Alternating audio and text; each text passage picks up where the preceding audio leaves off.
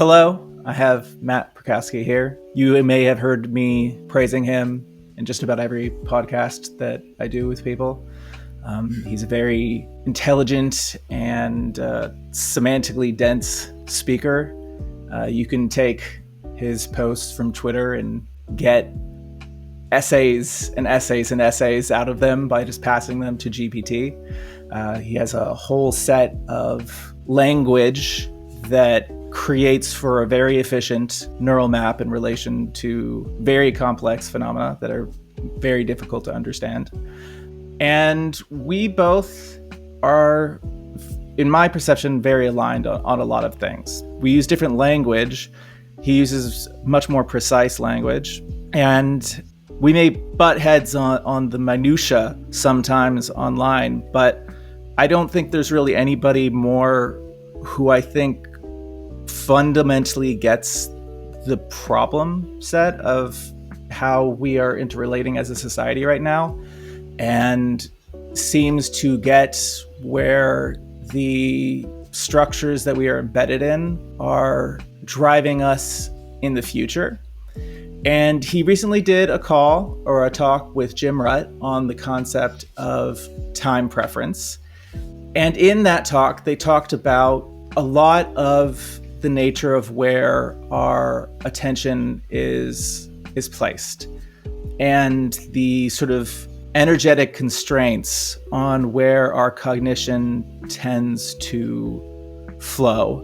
They did not so much get into how do we address these problems. So I'd like to start with talking about sort of the problem set a little bit and then try to move into what we both think that we can do reasonably to change the future, being that I believe, and I believe you also believe, that the future is not fixed, that there is this inherent element of uncertainty, that we have some degree of agency, and that by taking actions, we can alter the course of our future.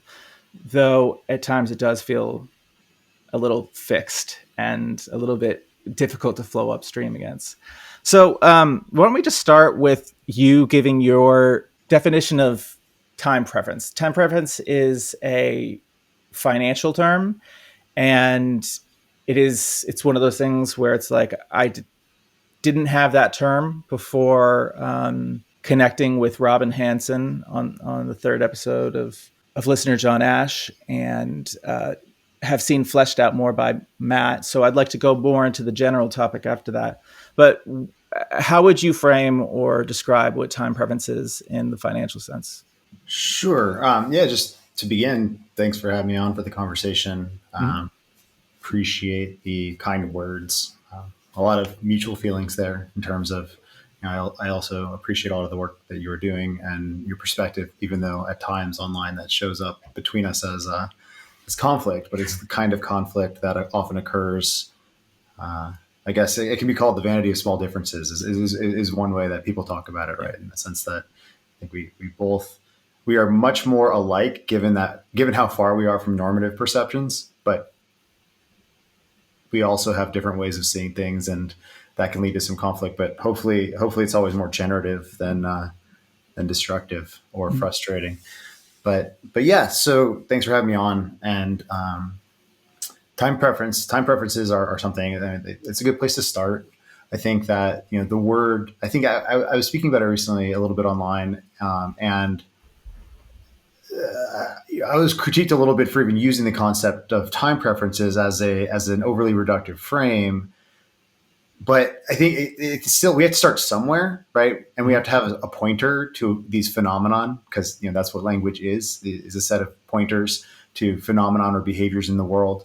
And time preferences, what we're trying to point at, and one of the reasons why this arose in the world of finance is because it's very important to think about how much you can actually understand about the future, or how much uncertainty exists in your model of what's about to happen.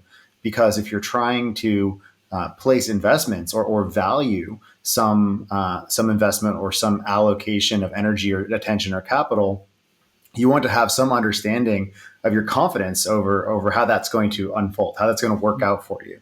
And if you're very uncertain, and if there's extreme variance, or the clarity or the robustness or resilience of your model is very low, it's essentially something like a random path, and therefore you kind of have to discount the value you might place over that, the expected value that you might place over. Pause for a second. We get cut off there, and I was asking you to start off with your definition of time preference and how it relates to your work. Yeah, for sure. So, just cutting to the chase in terms of time preference and the idea itself. The idea relates very much. It's a specific lens through the financial lens into this question of how certain is one about the future, and how does that change one's behavior in the present. And so, to the extent that one is uncertain about the future and uncertain about what is going to happen in the future, one is going to place perhaps less weight on anything that might take time to unfold, any plans that might take time to unfold, any relationships that might take time to develop. Because if that future is very uncertain, you simply don't know if you're going to actually realize any of those plans that actually require a kind of complex unfolding over time, or a synchrony, or a cooperation, collaboration, trust-based relationship over time. You don't know if any of those are actually going to be able to manifest, and therefore you'll discount those. So, in terms of psychology, for example, if I were to say you can have $1, I'll give you $1 right now, or I'll come back tomorrow and give you $10. And if you were to take the $1, that is telling me something. That's telling me something along the lines of something about either me or the situation that we're in means that you really don't place much confidence in me coming back tomorrow and actually realizing that promise to give you that $10. And so that would be that's sort of like a high time preference. You're very sensitive to that uncertainty over time. The opposite, that low time preference is, okay, yeah, sure. Not only that, but maybe you don't have to come back tomorrow. Like, come back next week. It's fine, right? Like, I trust you. There's enough stability in the system. My model of this system is sufficiently confident that I'm not going to, that I think that future will actually come about. And so I'm not going to discount that future too steeply. And so, that's this financial lens of time preferences. But this factors into everything that we do, because, we're constantly as social creatures nested within these coordination games where we're trying to figure out, what makes sense to focus on as, when are we taking profits, or when are we trying to focus on the outcome or output of something that we feel that we can extract today, or are we willing to leave that value, so to speak, in the system such that we can create greater value over time, or that we can create, in my work a lot, what I focus on as well is trying to understand money or communication as something I've called coherence mechanisms, and the ability to stitch together these kind of maps of time and space. We use our language and our money to come together and actually share bits and fragments of reality itself, and ladder those up such that we can use the maps of the collective phenomenology, so to speak, all of the artifacts that we bring back. Like, you go on your journey, I go on my journey, we come back together, we share the information, and now, I never had to go on your journey, but if I can trust you, then I can start to use the information from your journey to facilitate my actions in the world, right? And you can see how that might scale up. And you can look at all of the tools that we create as a species, all the communication tools, all of the accounting tools, all of the books, the encyclopedias, the dictionaries, the maps, like all of this information that we've recorded to help us stitch together this larger scale coherent picture of reality. I mean, science itself is a process by which we try to increasingly render a materialistic perspective of the world that is of high fidelity and stability, and that many people can use, as long as you have the kind of correct grammar in terms of how to access or index into that scientific map. You can use that for whatever purposes you might have. And now we're at this interesting time where where we're also generating a lot of power along the trajectory of being able to synthesize our own like create synthetic versions of parts of these maps that are very low cost to implement, but also feel very real. And then there's this question of, it's one thing if everybody's being an honest actor, but obviously the interesting paradox here is the more value you create through the creation of these shared maps, and the more actors are able to actually reduce their time preferences and coordinate and cooperate over longer periods of time to generate collective value in that system, the greater the temptation becomes to defect from that, right? Because the more value you can gain from trying to play the system, the more you can actually lie. If everyone's very trusting, it actually becomes very easy to lie and then get away with some sort of parasitism or robbery or value extraction. And so there's always this tension whereby we're constantly trying to figure out who we can trust, how confident our models of the future are, how much we should discount any possible process that's unfolding into the future versus how much we should trust others in this long-term process of value creation or map construction, collaborative map construction. And all of this is happening concurrently. But the kind of arguments that I make are arguments that kind of ask the question, well, if we had a knob over that time preference or that trust function and that overall willingness to collaborate or not, like what are our current technologies doing to that level? And then are there like critical thresholds beyond which the overall behavior of our society transforms? Like, do we gain or lose certain absolutely essential characteristics or qualities as a society if we go beneath or above certain thresholds of time preference or trust? How does our money, or how do the symbols that we use to reflect reality, how do those factor into this question of time preference and how long our collaborative vision can be? So yeah, I mean, that's sort of like the cluster or network of ideas around time preference that I often play with or talk about. I think it's a reasonable place for us to start. Feel free to, we can unpack any part of that. There's a lot to unpack. I think that we should get a little into sort of your definition of uncertainty and the spectrum of certainty and knowing. It's sort of very fundamental to, like Bayes' theorem and active inference and science and just polling in general. And it is something that I would say the media, for example, has a very difficult time translating to language what it means for there to be a lot of uncertainty in a specific situation. I think it's also something that physicists have a hard time putting into language, in the sense that we have a sense of uncertainty, but we're also talking about it like it's a physically real thing. There is, not a lot of good communication about how and what observation is in the physical sense. And that sort of gets us into the active inference realm of, how we are interrelating with internal representations of the world, how we are flowing through some type of map that we can never really see the other side of, but we can see the, I guess, holographic screen in our mind.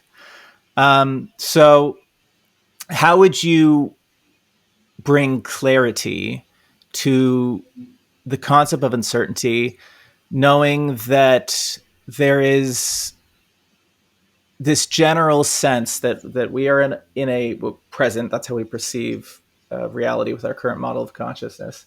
And the further out that we go into the past or the future, supposedly across broad strokes, there is more and more uncertainty. And we have to rely more and more on our tools and our maps to create a sense of certainty that translates to some security and stability in our emotional states for how we relate to the world. Sure. Yeah. I mean, I think that, as you note, I mean, the question of the word uncertainty is it's a kind of a it's a fascinating pointer because it's actually something that the linguist and one might call philosopher Terence Deacon has this idea of absential pointers or pointers that are trying to point to absences in the world, right? And the word uncertainty is one of those absential pointers in the sense that it's pointing toward a lack of knowledge, a lack of predictive capacity, a lack of comprehension. But all of those things, those words are also interrelated. Like comprehension is also, it has that same root in there as prehensile, the ability to grab and manipulate, right? With the ability to grab and manipulate, which is also something that relates to this idea of a model. Because when we're conceptualizing the world and we're actually trying to understand and predict the world, one of the things we are doing is grabbing and manipulating our models to try to see how that fits with what's unfolding in the world in front of us, and how we can use that to act in the world. And from the active inference perspective, the simple definition is something like uncertainty is the ability to act on your model in the world without being surprised by how the world responds. Right. And I mean, and that's interesting as well, because, I was actually just having a conversation yesterday with Jordan Hall and a guy named Steph McCurdy from Wolfram Blockchain Labs. And this question to some extent came up, and it would be interesting to explore this delineation a little bit more with you as well, because there's this sense in which one can be a model of reality, or one can have a model of reality, and those differ in the sense that one of them doesn't require a sort of internal picture or predictive capacity. So the biological emergence of organisms themselves reflects, each organism along that chain encodes a kind of symmetry with its adaptive context, with its ecological niche, right? So if you look at the morphology of the body, the fins of fish, the eyes of fish, the gills, all of these reflect certain properties and qualities and functions of their environment. Yeah. And you could kind of look at it as a figure and ground relationship where if you look at the fish as the figure, well, the ground that has given rise to many aspects of that figure is this sort of aqueous environment with a bunch of different other factors in play. And then different niches, right? Like it's not just like, oh, there's an ocean and therefore there's one kind of fish. There are many different ways to make a living given all the constraints of that environment, and different creatures in that space make their livings in that way, and therefore come to reflect and literally embody a model of that set of relationships and that set of processes. And so that's one way of being a model of the relationship. And so like uncertainty in that context has a lot to do with questions of natural selection, of changing environments, right? Because if you're very well adapted as a model to a particular environment and that environment changes underneath you, well, it's not just that you're surprised because you have a model and the world validated the model that you have. If you are the model and the world invalidates the context, that surprise translates very quickly into existential inviolability or risk. And that's how, and then like the part of that population that's able to navigate that or has maybe latent mutations or facets that are able to allow them to not perish, that's this question of natural selection and adaptation, and how evolution operates over time based on changes in the environment and how that's reflected in our genetic lineage. But then you go into this space of creatures that begin to be able to not only be models but also have models of the world, which are sort of like virtual. It sort of virtualizes this same process. We have this general cognitive capacity to not just be a reflection, especially humans, since we're so general purpose. One could argue that this is our primary evolutionary skill, is this ability to generally model and manipulate the world. And, we are able to simulate and synthesize that same process. But instead of, when the environment changes around us, instead of us always having to respond at the level of like genetic embodiment, we can adapt and change our models. And this is where this idea of surprise comes into, explicit surprise, the kind that we would actually recognize and say, I was surprised. This sort of self-referential ability to understand that our way of seeing and understanding the world has been updated by some violation of our assumptions, some violation of our expectations, and that therefore our surprise has increased. And in the active inference literature of that world, this is modeled with qualities that are called variational free energy and expected free energy, whether you're talking about the current embodied surprise or the future projected surprise, respectively.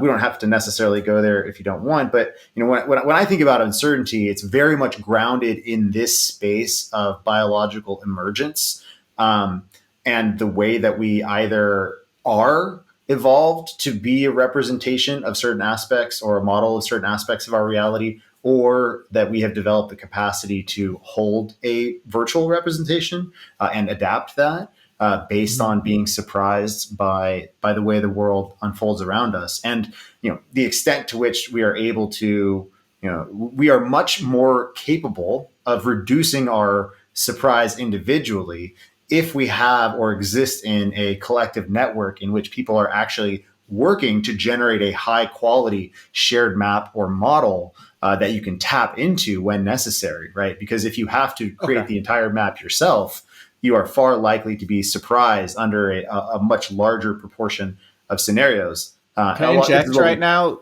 Just move into this concept of the energetic constraints of updating the model, because I think there's a very large network effect and individual effects which come down to, as they interrelate to market dynamics, that it takes energy to update the map, right? And there seems to be some sort of hierarchical representation of truths held within a model. There seems to be sort of a trajectory through space-time that people are on.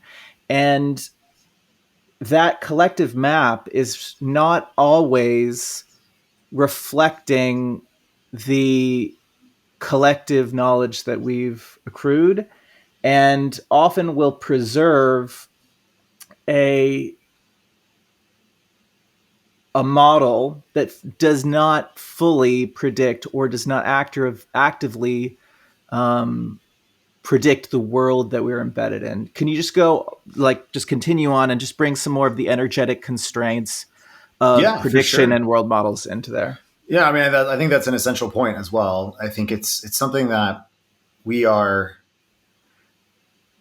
like, we can work backwards on that. We can begin to ask sort of Socratically, what is, why might it be the case that we see a world in which not everyone is updating synchronously and as quickly as new information becomes available for any given model? Like, why is it not the case that as soon as one person recognizes the ability to improve their behavior by updating their model, that is instantly spread across the entire space of, the entire network of internally held models in each actor's or each person's head?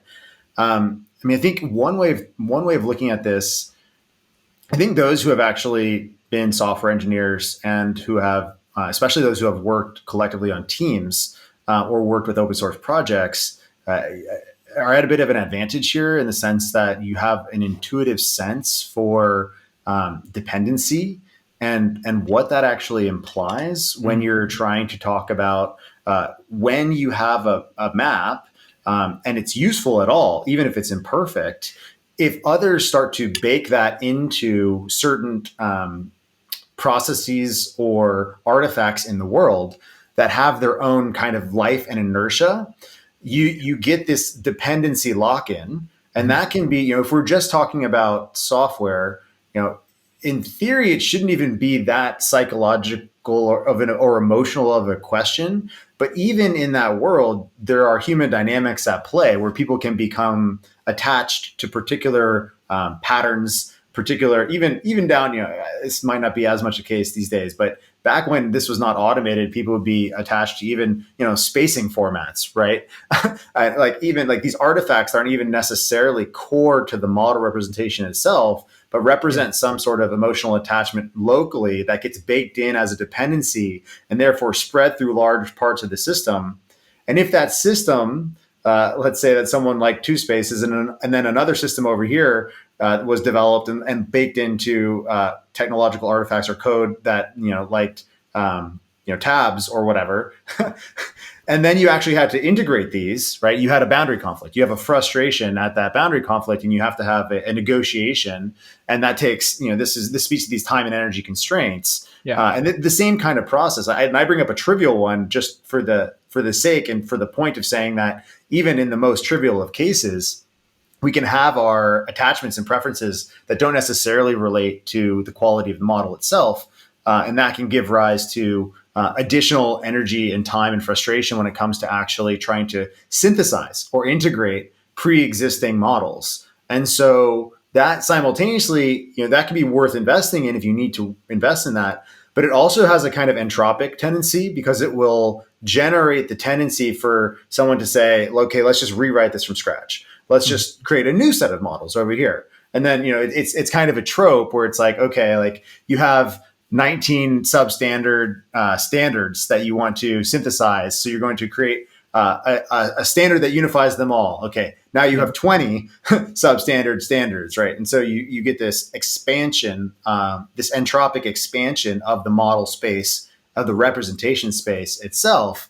And then you start getting this recapitulation of that process of natural selection operating over the model space, where you have new lineages appearing, you have certain integrations or synthesis attempts happening, and then all of those are trying to all of them are trying to find a niche and trying to function in the world, and so those constraints they guide this process of unfolding of our models in a way that means that it's not so simple as being able to just have a single model that is most capable and that spreads for myriad reasons, amongst the tiny sliver of almost trivial reasons that I just gave in that one very narrow world of programming. But the same thing applies at a very wide lens as well. Like if I wanted to be more controversial and less trivial, we could talk about the world's mythopoetic representations of archetypes and reality through religious lenses, right?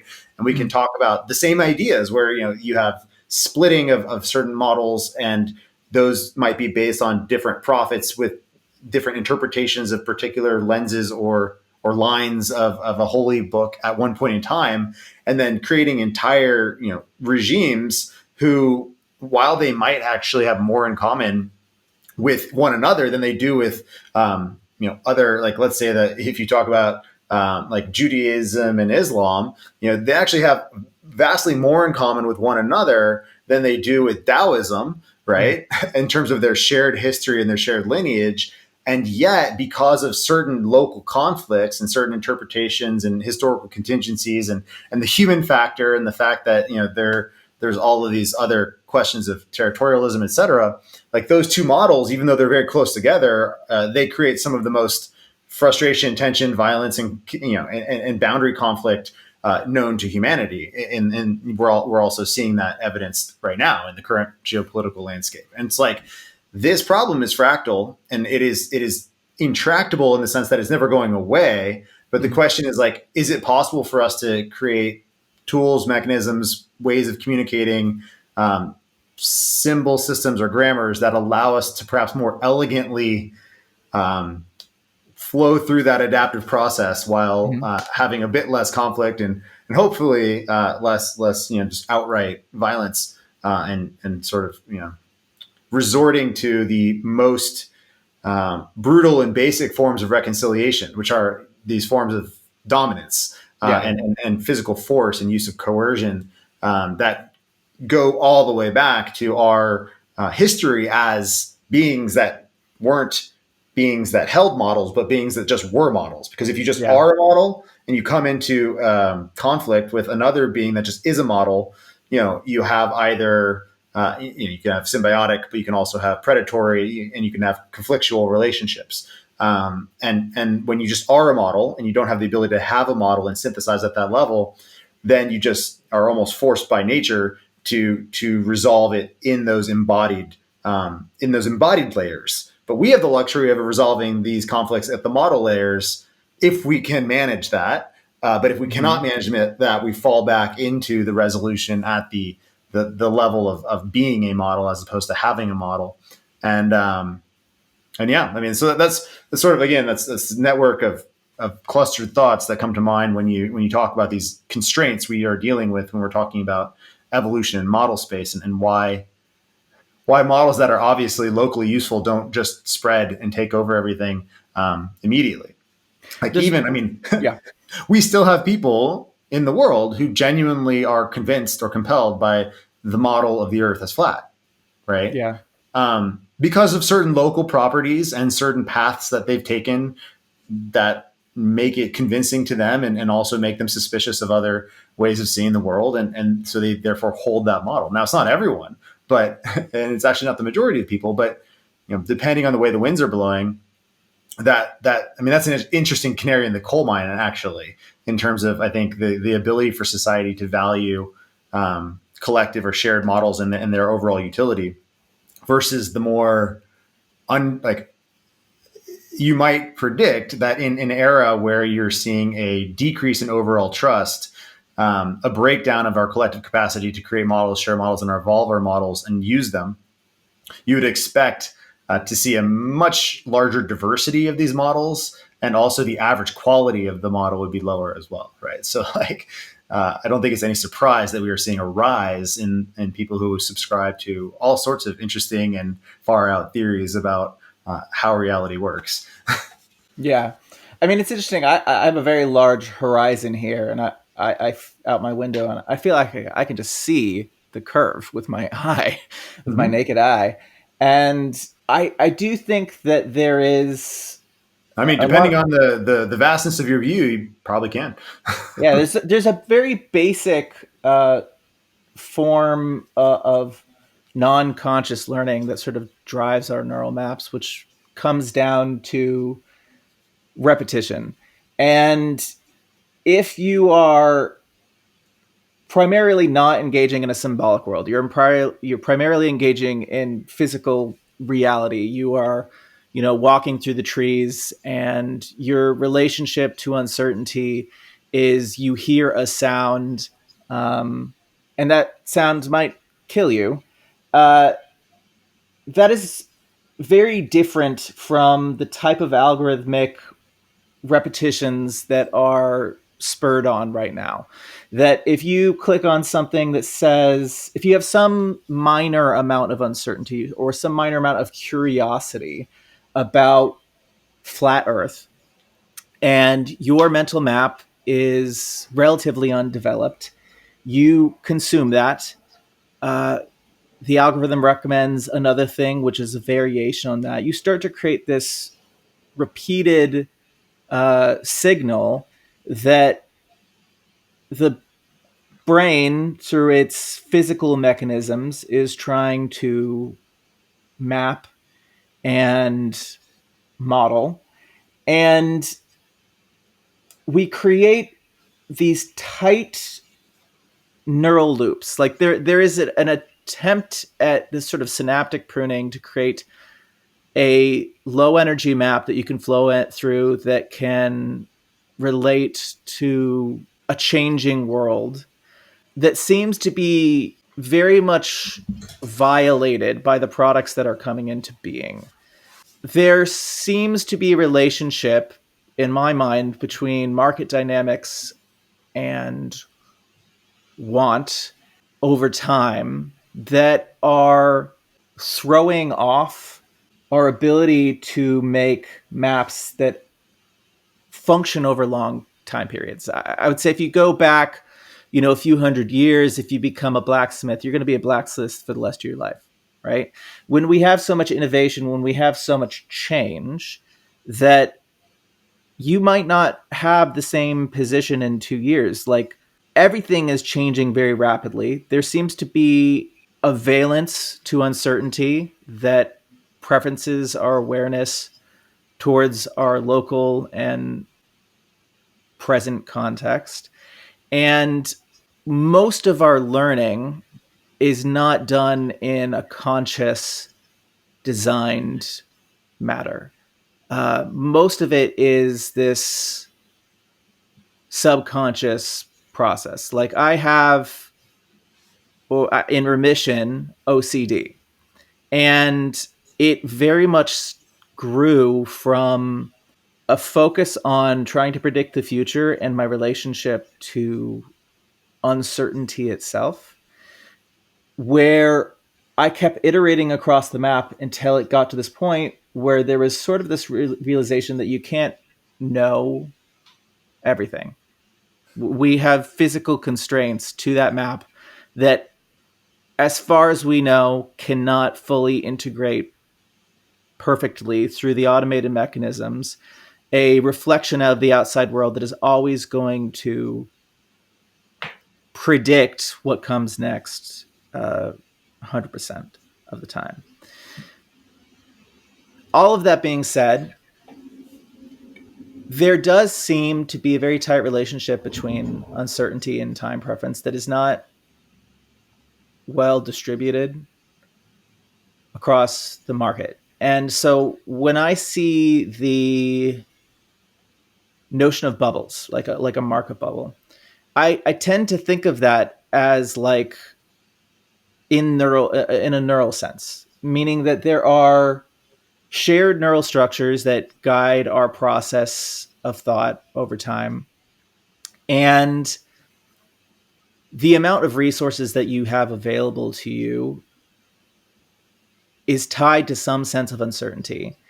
And when there is a violation of expectation at scale, the uncertainty is not distributed evenly, and the temporal focus or time preference of different people is affected very differently. So if we have something like the housing market crash of 2008, yes, there were whole institutions that went down, right? But it wasn't the same thing as for an individual where they felt, I don't know where I'm going to get my next meal. Most of the people who had accrued a lot of resources, there was no uncertainty about the basic human needs to survive. They're not struggling to find somewhere to sleep. They're not struggling to, get their basic needs. But the decision making of the vast majority of the population was being affected in that way, was being guided by this uncertainty about their basic reality. And so to me, it seems that there is not a useful sampling of collective intelligence through the mechanisms of coherence that we have, right? It's not that profit doesn't afford for an incentive to place our attention towards the future. Obviously, if you are thinking 5 years out into the future and you actually have a very good map, you're going to arrive in a future where you can have greater rewards because you've put in the effort to build out that structure that can reap the sort of energy gradients that exist in that future. But it's more that first the person the current model, especially in like the tech world, is that you accrue a lot of losses for many years, right? You're not in an energetic relationship right away. There is an eventual pressure that says you need to make this equation work, but for years you are afforded the opportunity to trace out your cognition in a very different way. What I've observed in a lot of tech products is that for, say the first 4 to 5 years, people are very satisfied, very happy with the products, though they don't explicitly make profit. And then there is this sort of change, a sea change, which causes a need to restructure in a way that is bringing in more than is being taken out, for that energetic engine to continue.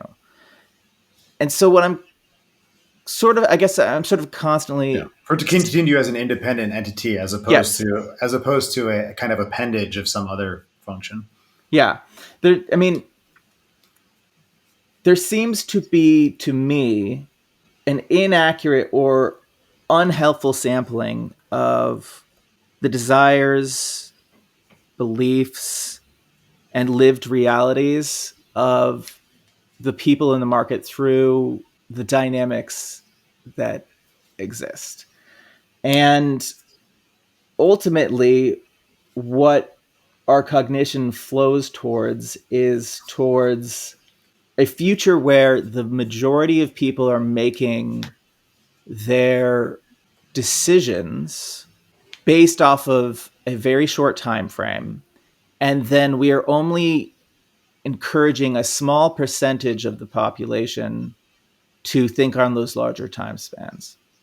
So all that to sort of say, I kind of want to get into what might be the solution to this tendency to focus on the short term, and is it truly functionally valuable for all, sort of agents in a society to be thinking at that time frame? What is the proper distribution of time preference for a functional society in your mind?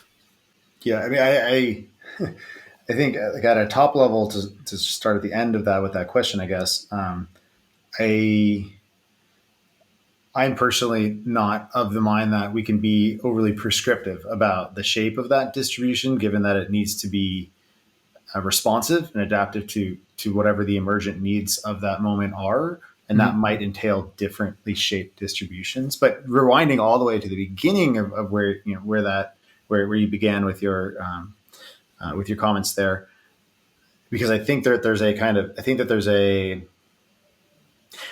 the same substrate agnostic pattern is playing out at different levels here, simultaneously with respect to our individual biological relationship to the world, and then also with respect to our emergent economic relationships, and also in their mutual interaction. And so it's almost this echo of the same tensions or issues reverberating through those different scales. And so to begin with that, that individual scale, that question of grounding or anchoring in a embodied system, in an embodied world, as an actual platform, as an embodied incarnated being that has needs, that has biological, physical, metabolic needs, and that has to move through the world, because we also have to remember that we're not the kind of, life has different branches, and one of those branches, the world of plants, is this branch that kind of explores the way of being in the world where you allow the world to move over you and you don't necessarily move through the world. And that's a way of being, that's a way of living in the world. We kind of forget this, but that is life. That is a way of living in the world. We are not that kind of thing. We are the kind of thing that moves through the world, and that therefore either in that being and having of models has to continuously adapt ourselves and our understanding of our context, in light of our needs and preferences, in this sort of continuous feedback loop. And those stand in relation to one another. And so especially with us, because we both are models of our reality, and especially the sort of contextual reality that gave rise to us as physical incarnate animals, and the kind of thing that can have a model, and we have those in relation to one another, right? So the interesting aspect of having those in relation to one another is that the having of models, the ability to actually understand and think about and talk with people about the world, to plan our, in our cultural history, to plan the next day's hunt, to then reflect back on what that was like, to talk about where there might or might not be bushes that are in bloom, or a tree that is fruiting, and to share that information, or think about who you want to share that with or not. All of these kind of aspects of being and having models and communicating about that and acting on those in a loop, that's where that's the kind of models that we have, that's its history, that's where it emerged from, right? But now, as we increasingly decouple the having of model from the being of model, right? If many people, because of the infrastructure that we have collectively developed to support the individual life at such a high level, for relatively small amounts of local effort, the ability to go to a store and purchase the needs that one has, or the ability to have a shelter, if you just measure things in time, a relatively small amount of time compared to what it might have taken in the past to make sure that your shelter was functional. We're left with a lot of extra time on our hands, and there's this question then, well, what do we do with that? And it depends. If you're trying to centrally plan this, you might try to make that maximally efficient in terms of some production function, et cetera. But just from the perspective of an individual, I think it's really interesting to evaluate this question from the point of view of what's called like supernormal stimuli, right? And I don't know, like, just in case people aren't familiar with supernormal stimuli, it's like if we discovered these tendencies across many different animals, including ourselves, where certain aspects of our evolved attention function or the salience of what's relevant in our landscape is unbounded at the top end. Meaning, like, just to give an example, they studied peacocks, right? And the female peacocks and the male peacocks are typically in this reciprocal or this sort of feedback relation, in terms of selection over some set of qualities, and that drives, or at least so the theory goes, and it seems to be pretty well founded, that has at least in part driven the creation of the plumage quality and size of the male peacock. Obviously, these kind of mating displays are quite prevalent throughout many species in the with respect to the world of birds. But interestingly enough, you can take, instead of an actual embodied real life male peacock that's capable of engaging with the female peacock and continuing the species and actually participating in their contextualized natural relationship, you can just take a cardboard cutout with a much, much larger peacock tail with brighter colors that's entirely synthetic, that has nothing to do with the evolutionary history of that species, other than some outside entity is able to simulate it and manipulate it. Yeah. And the female peacocks are actually more attracted locally because they have these evolved mechanisms that, in their world they haven't faulted them. They haven't been in an evolved world in which some outside force is trying to manipulate their senses and use their being of a model against them, or to mess with their embodied modelness, let's say, to create weird pathological outcomes. But you can do it if you introduce these artifacts into their landscape, and they will, pay attention to something that is not even an animal. And they'll pay more attention to that than they will to the actual males of their species. And so I think that holding that in mind while we think about our own tendencies with respect to our evolved relationship between being a model and having a model, because that ability of humanity to hold models and to use models and to evolve our models and to collectively create models, that has been immensely powerful.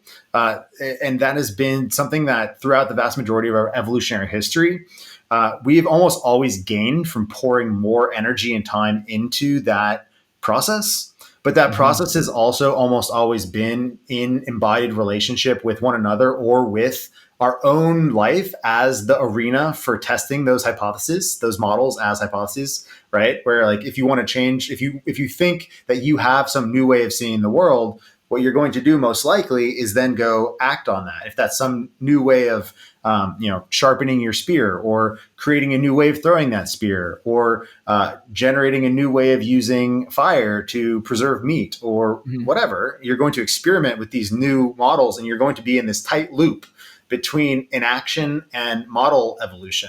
But now we're in a highly decoupled space where many people, they still have the brains that are evolved to generate and synthesize models with other humans, but those are now being directed in spaces where they're entirely decoupled from action. there's no action loop. There's no real embodied feedback loop Yeah. that has any cost function associated with that, or that gives them any sort of grounding in reality. And so that process that can run away in all sorts of directions. And you could look at that almost like cognitive bubbles, right? And so therefore you might see where I'm going now in terms of this multi-scale dynamic where, when you talk about markets themselves or these emergent functions of humanity, I think a similar pattern can also occur when they become over abstracted or when they become overly decoupled from the underlying generative processes, and they become more concerned with their own representations and the ways of producing sort of value extraction arbitrage potential in those spaces. You can look at that very much as parasitic activity. Now, those people will always defend themselves by saying this is adding liquidity, et cetera. And in some cases, I think that there's the ability to add information to that collective model that we get in a market through speculative behavior. That being said, there's also many more ways, I think, to parasitize it and to use it in a manipulative fashion. And we don't necessarily have good tools for understanding who's doing what and who are good actors or who are bad actors in that market. And I think that also, when you're getting into this question of different people with different time preferences or different people who are, let's say, bound, maybe physically or metabolically or phenomenologically to different layers of time preference, right? Because to the extent that their more basic life processes are, let's say, on autopilot, they don't have to worry about them. If I don't have to worry about paying my rent, if I don't have to worry about paying for my food, if I don't have to worry about, a boss that is going to observe every single action that I'm doing and remove my job for small violations, if I don't have to, you move your way to this space where, okay, I have the luxury of being able to purely observe and look for opportunities in this market. And in theory, that's supposed to be applied to generating longer term models of value, or like identifying places where there are inefficiencies, and helping to rectify those by adding information to the market through financial bets, let's say. You get to that level, and then if you're at that level and there are no ways of discerning between whether you are genuinely contributing useful information or you are just focusing on a sort of money on money returns function and trying to extract as much money as possible because you have a local, because you're also responding to sort of another supernormal stimuli, which is like, okay, you have an unbounded amount of spending you can do in the world. And if you get on a hedonic treadmill and all you care about is increasing the amount you can satisfy that hedonic treadmill. Are you actually providing value, or are you just creating models of a bushier tail peacock? Yeah, basically? exactly. And convincing yourself or playing. Yeah, exactly. If you get stuck in this red queen's race kind of dynamic with others who are also playing that game, right? If you need the newer car and the bigger home constantly and the fancier watch and an ever increasing wardrobe, and you're constantly in that signaling game, and you don't have any sort of cultural or self-regulatory or systemic bounds on that are that are going to direct that energy elsewhere, that actually ladders up into a higher quality map, or that actually helps to pull more information from more sources into that world, that system, it becomes inverted, right? Like you basically invert it becomes a top heavy inverted sort of triangle where the majority of these dynamics and sort of like the majority of this place that's supposed to be like, I think there is a kind of natural attentional order in the sense where there is a kind of natural discounting given that the further you move out into the future, there's a sort of fundamental irreducibility and fundamental uncertainty that comes along with that. And therefore, there's a natural bias toward higher time preferences baked into this structure. But typically, it's not the case that, or it hasn't necessarily been the case that those with access to tools that are operating at the lowest time preference levels, in the sense that they have the longest time horizon, Mhm. are also able to control the underlying sort of economic landscape or decision landscape for all the other actors in a way that is in a way that like starts to basically change everybody's psychology, so that everybody starts to perceive that game of signaling as reality, as opposed to the world beyond human culture as reality. So we create this envelope, and that envelope, if that envelope of our signaling gets polluted by a game that is unbounded in its desire to maximize like local returns, regardless of whether it is generating more potential, adaptive potential and functional potential in relation to the actual adaptive world beyond our cultural envelope, then we get into this space where we start becoming maladaptive. We start basically leaning into parasitic behavior, forgetting that there's a world beyond us that we have to maintain, adaptive relation with, forgetting that we have built upon all of those natural processes, that they are at least locally or in over certain time periods exhaustible, that we ourselves that there is value in actually building the model itself, that there's value in generating kind of like real processes that are in relationship with one another and the world, as opposed to just the abstraction, the money function. Yeah.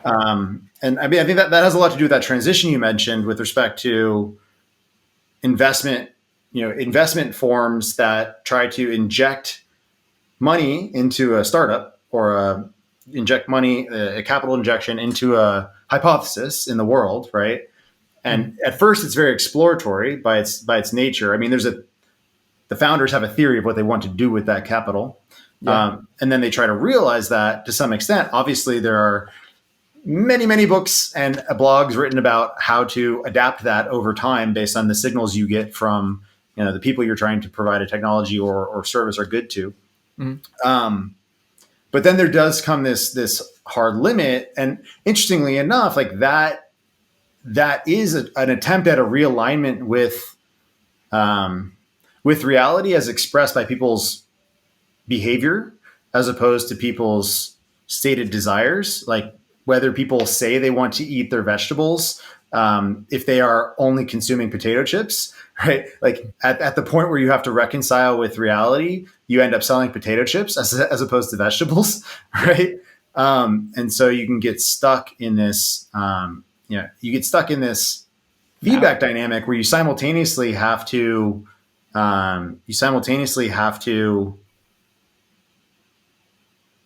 you have to figure out like, okay, how much is culture actually leading this process? How much are our values actually leading this process? How much do we have to transform our actual behavior, and how much can we transform our behavior at scale if we're simultaneously under the pressure of a system that is fundamentally trying to refocus us at all times upon low dimensional representations of the world that are analogous to that fake peacock's tail, that are constantly trying to get us to remain on the hedonic treadmill, as opposed to develop more grounded relationships via our actions with the world outside of representation, with the world as it is, as opposed to the world that we represent it.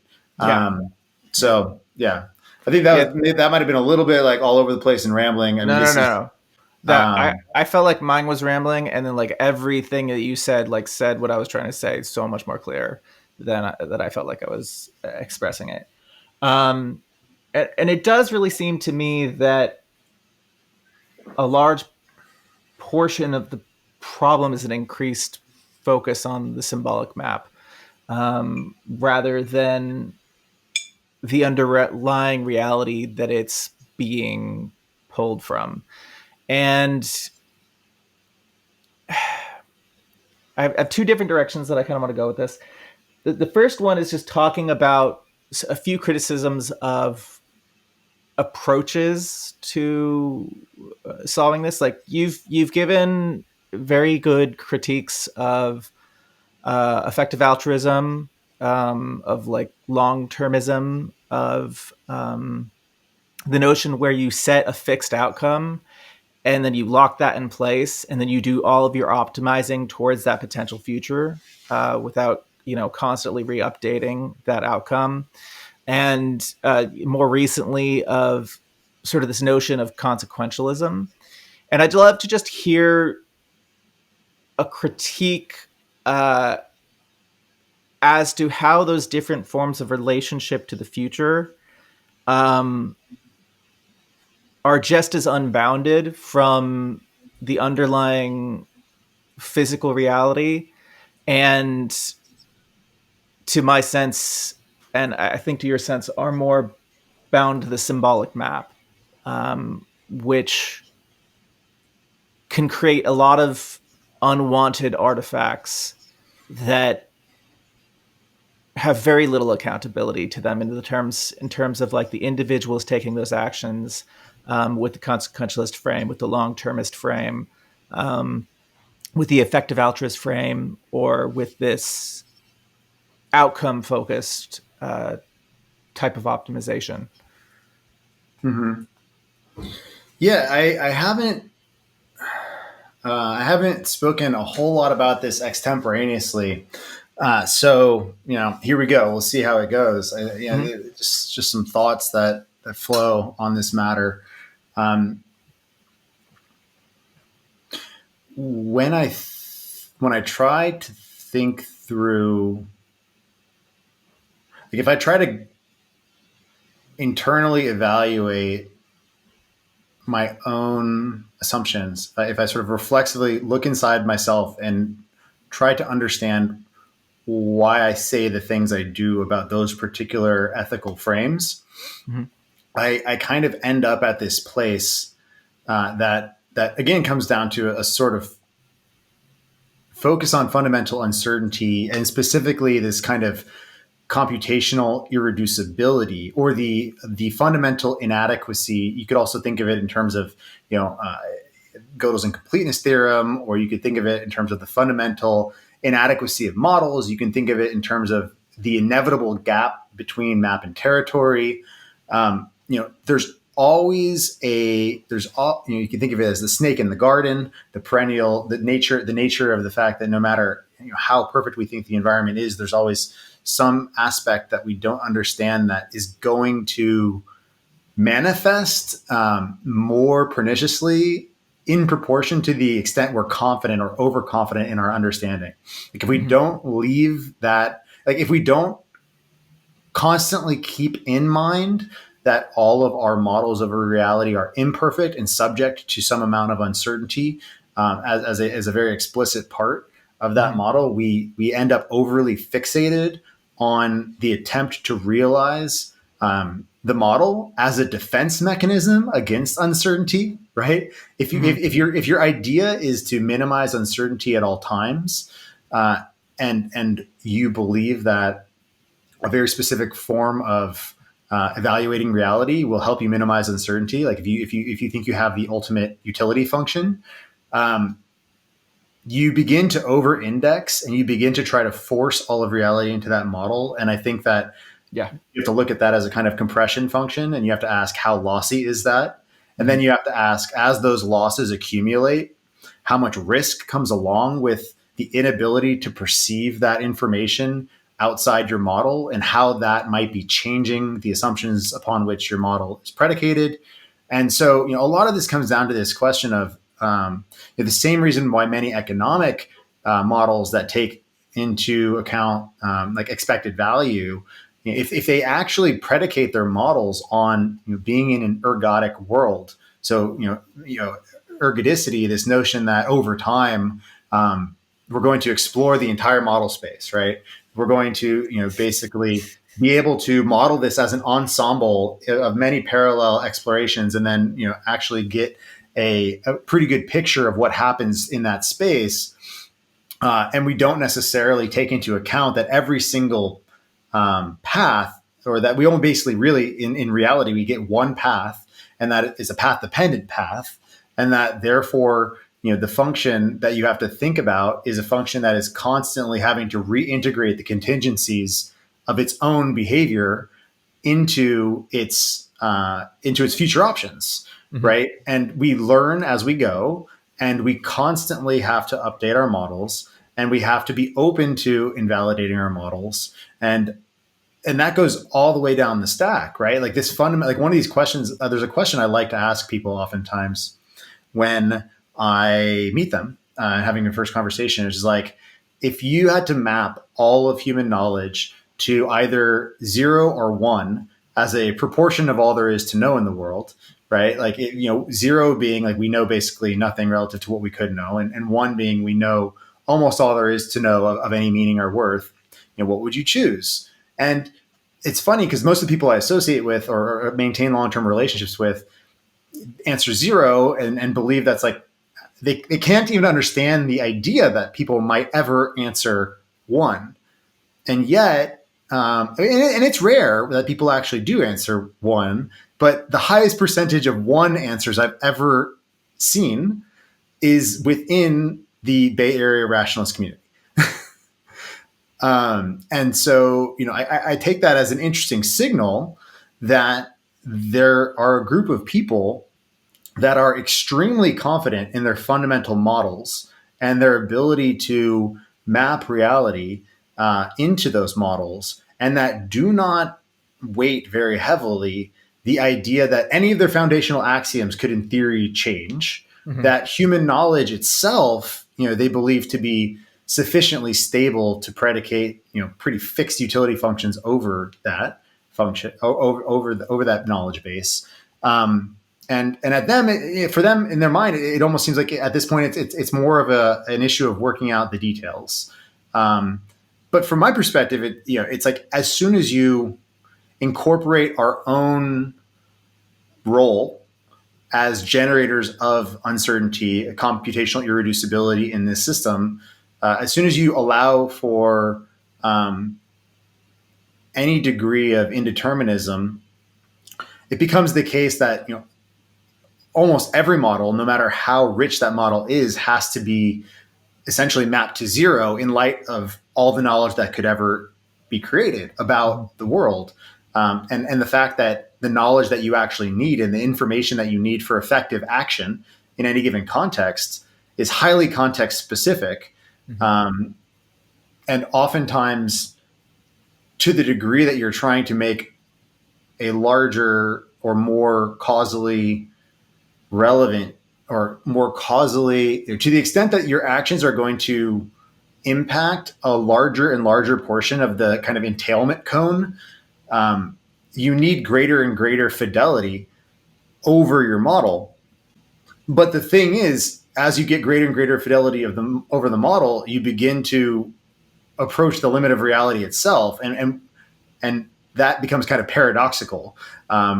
And this is where you start getting into this question of simulations within simulations, et cetera.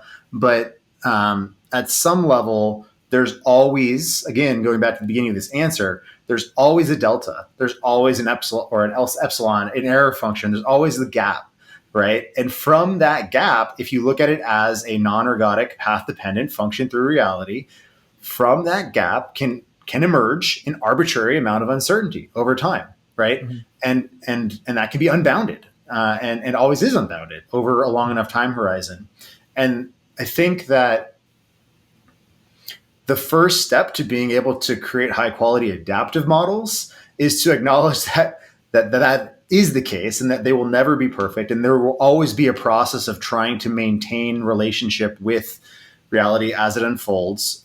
We can never create models that we are able to sort of just stamp and put on the shelf and expect to bring back out 10, 50, 100 years later and just put to work and expect them to function as they functioned previously in terms of their ability to function under uncertainty and give you similar outcomes. And so I think this impacts everything, and it impacts like ironically and like we're only beginning to realize this. This also impacts all of our scientific research, especially in the domain of like psychology. How do you control for different epistemic or mimetic norms in a culture when you're trying to baseline a replication capacity for a psychological study over 50 years or 100 years, Yeah. you know? And this is where conversations, I mean, I know people give him shit about it, but people like Eric Weinstein, when he talks about the utility of perspectives like gauge theory, that's exactly why it could be in theory relevant, because, you know, what you're looking for when you're talking about something like having an understanding of how the culture, the underlying cognitive culture is changing and how that might impact something like a replication of a psychological study over a 50-year interval. What you're kind of looking for is a gauge, right? Over that time, you're looking for these a transformation, a fundamental transformation that allows you to sort of create a stable relativistic baseline over time, you know, in a sort of invariant in that system over time that allows you to then have a, you know, re-imbue a sense of meaning into what might otherwise look like non-replicability. So, and everything's like that, but unfortunately, acknowledging that everything is like that violates a bunch of assumptions about how stable scientific knowledge is, right? Like, for example, I mean, a really interesting example as well is, you know, when we talk about, even like cosmological constants. Well, if you could either allow for some possibility that those underlying constants might actually be not entirely constant, or you could define them in terms such that their circularity ensures their constancy. And it seems like we've been drifting towards that approach in physics, as opposed to the idea or the openness to the idea that there might be a more like Bayesian approach that's more real than a frequentist approach where all of our data should be pointing to a constant just because our equations say that should be a fixed constant. And then, you know, that speaks to these questions of like, okay, is the universe this fixed, or are the axioms of the universe like fixed laws, or is it actually something more evolutionary, right? Mm-hmm. So these questions, when we start asking these questions, they end up going, they end up rooting down into like the deepest questions about our axioms concerning the nature of the universe and the nature and our role within the universe and our ability to tap into whatever uncertainty or certainty exists. But I also find that it tends to be those who have the greatest anxiety about surprise who tend to cling most tightly to fixed models that lend an embodied sense of certainty, because it's kind of palliative. It helps to alleviate that anxiety. And, you know, that's one of these questions as well, where it's like, okay, well, to what extent do we want to build our entire culture around the emotion of anxiety as opposed to other emotions or other ways of being in the world? Obviously, anxiety is valuable to some extent. It's been conserved. It's a kind of sensitivity to uncertainty. But you can also imagine how, you know, maximizing sensitivity to uncertainty in an increasingly uncertain world could also become a kind of pathology. So, you know, and I think that specific form of pathology is actually quite prevalent within those communities. Communities, especially EA, but any communities that fundamentally take utilitarianism or consequentialism too seriously, and also tend to over-index on their own model certainty, let's say. Yeah, there's also, God, there's so much good what you just said there. There is, I was interfacing with GPT recently, and I was just talking about the foundation of physics being built upon the notion that physics is the same everywhere in the universe. And I was like, how could you possibly know that? It's like, we just have to base our reasoning on them. Like, why? I mean, we receive the signal here. It's not like we can really take good samples in other parts of the universe other than what has arrived at our present location. So it's a very strange notion, like in alignment with what you're saying about the cosmological constants. I mean, like, it gets into questions of sort of like, you know, the degree to which correspondence and coherence in our models can inform a kind of universality, and the extent to which our local that local coherence and that local correspondence, to the extent to which you can push those assumptions and observations about their stability out to the boundary condition of observable reality. I think that should be an open question, right? Like we have pretty high confidence over certain dimensions of that, but we shouldn't, like, this is the thing. Like it always surprises me, and I don't really understand why there's such a deep need that people feel to foreclose on the uncertainty in its entirety, right? It's like, if you've gone to like 99.9999, it's like, okay, like, fine. Do you need to go to 100? Like, why do you feel the need to get that final bit of uncertainty resolved? And like, it's some kind of like an itch, a need, like, in a way that openness, the fundamental openness, seems pathological from a particular psychological or phenomenological point of view. And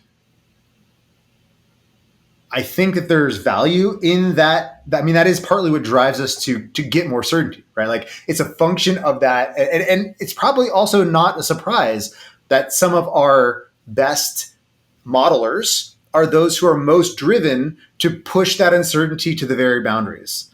But it can become, I think, pathological and almost even evil if you try to get all the way, right? If you become obsessed with the totality of that model certainty. And I think that, like, there's a great book which is Finite and Infinite Games.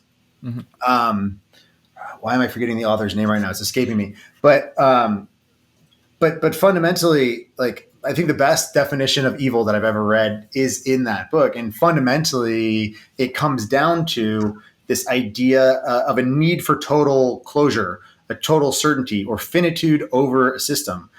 If you want, like, it is essentially evil to try to make of an infinite game a finite game, right? To reduce an infinite process, an open process, to a finite process or a closed representation, and to do that in a way that becomes the primary guiding light or the North Star.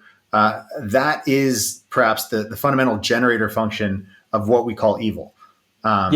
There's also something on the other side of it, I think, which is that because we live in what seems to be a linear timeline, that many of the actions that people are taking in the name of avoiding specific futures, there never will be any resolution as to whether we would have arrived in that future if they hadn't taken that action. It comes down to this sort of notion of utilitarianism. Like, I feel that this action is justified for the greater good, but you're only ever going to arrive in that one future. I was watching Groundhog Day the other day, and I was like, this is a very different notion of time, that you could just trace through the same path many different ways and see all of the different outcomes. And tying it back to sort of the algorithmic effects on our cognition, there also is a tendency to train algorithms more towards this Groundhog like Day sense of time than it is to do online learning. We collect a corpus of information, and it will run through it many different times. That's not something that we can really do in our current relation to time. The best that we can really do is that you have many different agents, and they have many different timelines and many different perceptions of where time is going. It's like we're all these individual universes, and there's a tug and pull against each other. But then you have these people who are acting as if their model of the future is absolute, and therefore they should and can take an action that may harm people in the short run because they know for a fact that they are avoiding a greater harm. Yet that is never checked against. There never will be a check against that sense, because ultimately you took the action and you can't arrive in that particular future. Yeah, that's right. I mean, like, the entire idea of counterfactual reasoning is always has to be taken with at least a grain, typically probably maybe a spoonful of salt, given the fact that fundamentally it's predicated on the idea of beginning by imagining a world that you're not in. And if you actually do acknowledge that we are in a path-dependent, non-ergodic system, we can't just hop off the path that we are in. We can't just step outside of the constraints and the givens that we have to work with as we are. Now, could it be the case that there's value in that simulated process? Well, sure, but like, what are we trying to do? Why was that conserved? Well, it's conserved because we have the capacity to imagine possible branching points, how reality can unfold, given the ways that we have seen reality unfold. Like, if we're trying to think of, we go back to the question of like, we're planning a hunt together. And we've had a certain number of hunts that we have been on before, and we understand the way that the mammoth behaves to some extent, and we're trying to constrain uncertainty, right? But that constraint of uncertainty, all it is a way of trying to bound, create a shared image that is more bounded in its uncertainty than any of our individual models is locally. But it is certainly not a ultimate picture of reality that we are able to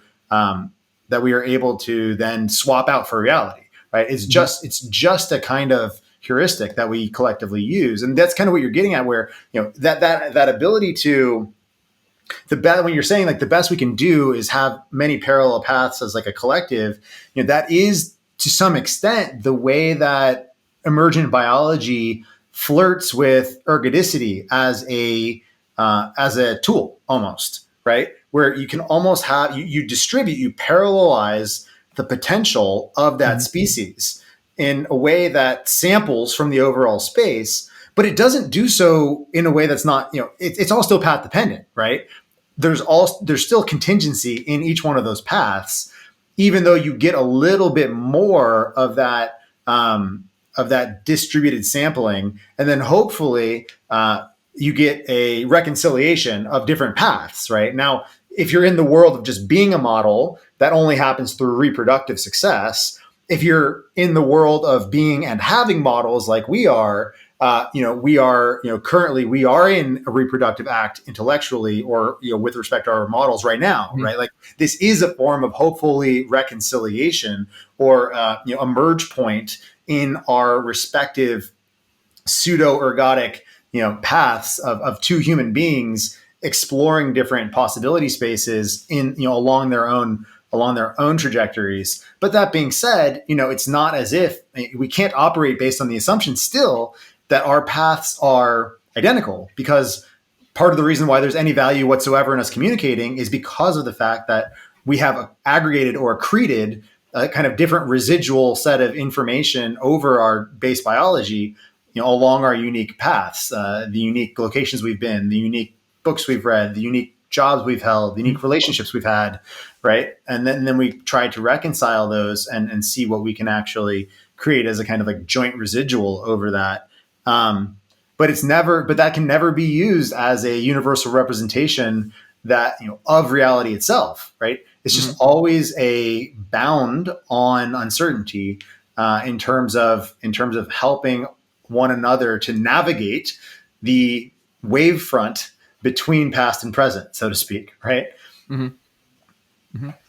I wanted to interject also that something we haven't sort of brought up yet, it's that there's different valence to uncertainty, and there are flavors of it that we like Christmas itself tends to be based around like this positive uncertainty, like the uncovering, the intentional creation of uncertainty for an object that becomes revealed, or for like little chocolate calendars or something like that.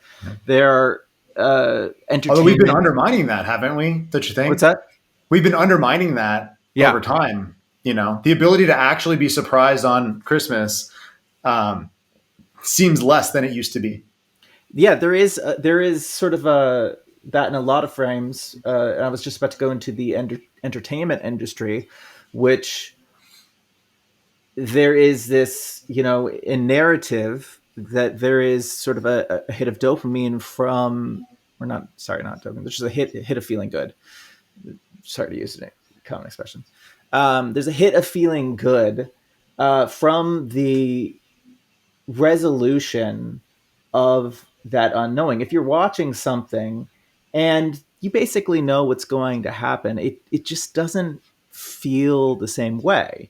And I've tended to notice that industries that rely on this notion of creating positively valenced uncertainty to be revealed to people, they tend to more struggle with a constant growth cycle where there is like sort of an up and down where they have to plan out, and then they get back into this regression of the mean, like this has been working for a while, like, oh, franchises have been working for a while, and then there comes this sort of process where there's now this whole industry, for example, with a lot of the franchises of, oh, well, you have all these YouTube channels predicting the outcome. They have all these leakers predicting the stories and trying to sort of minimize that. And then when people get into the theater, when people like turn it on, they no longer can enjoy it because there is been a movement towards what is expected. This happens in the music industry too.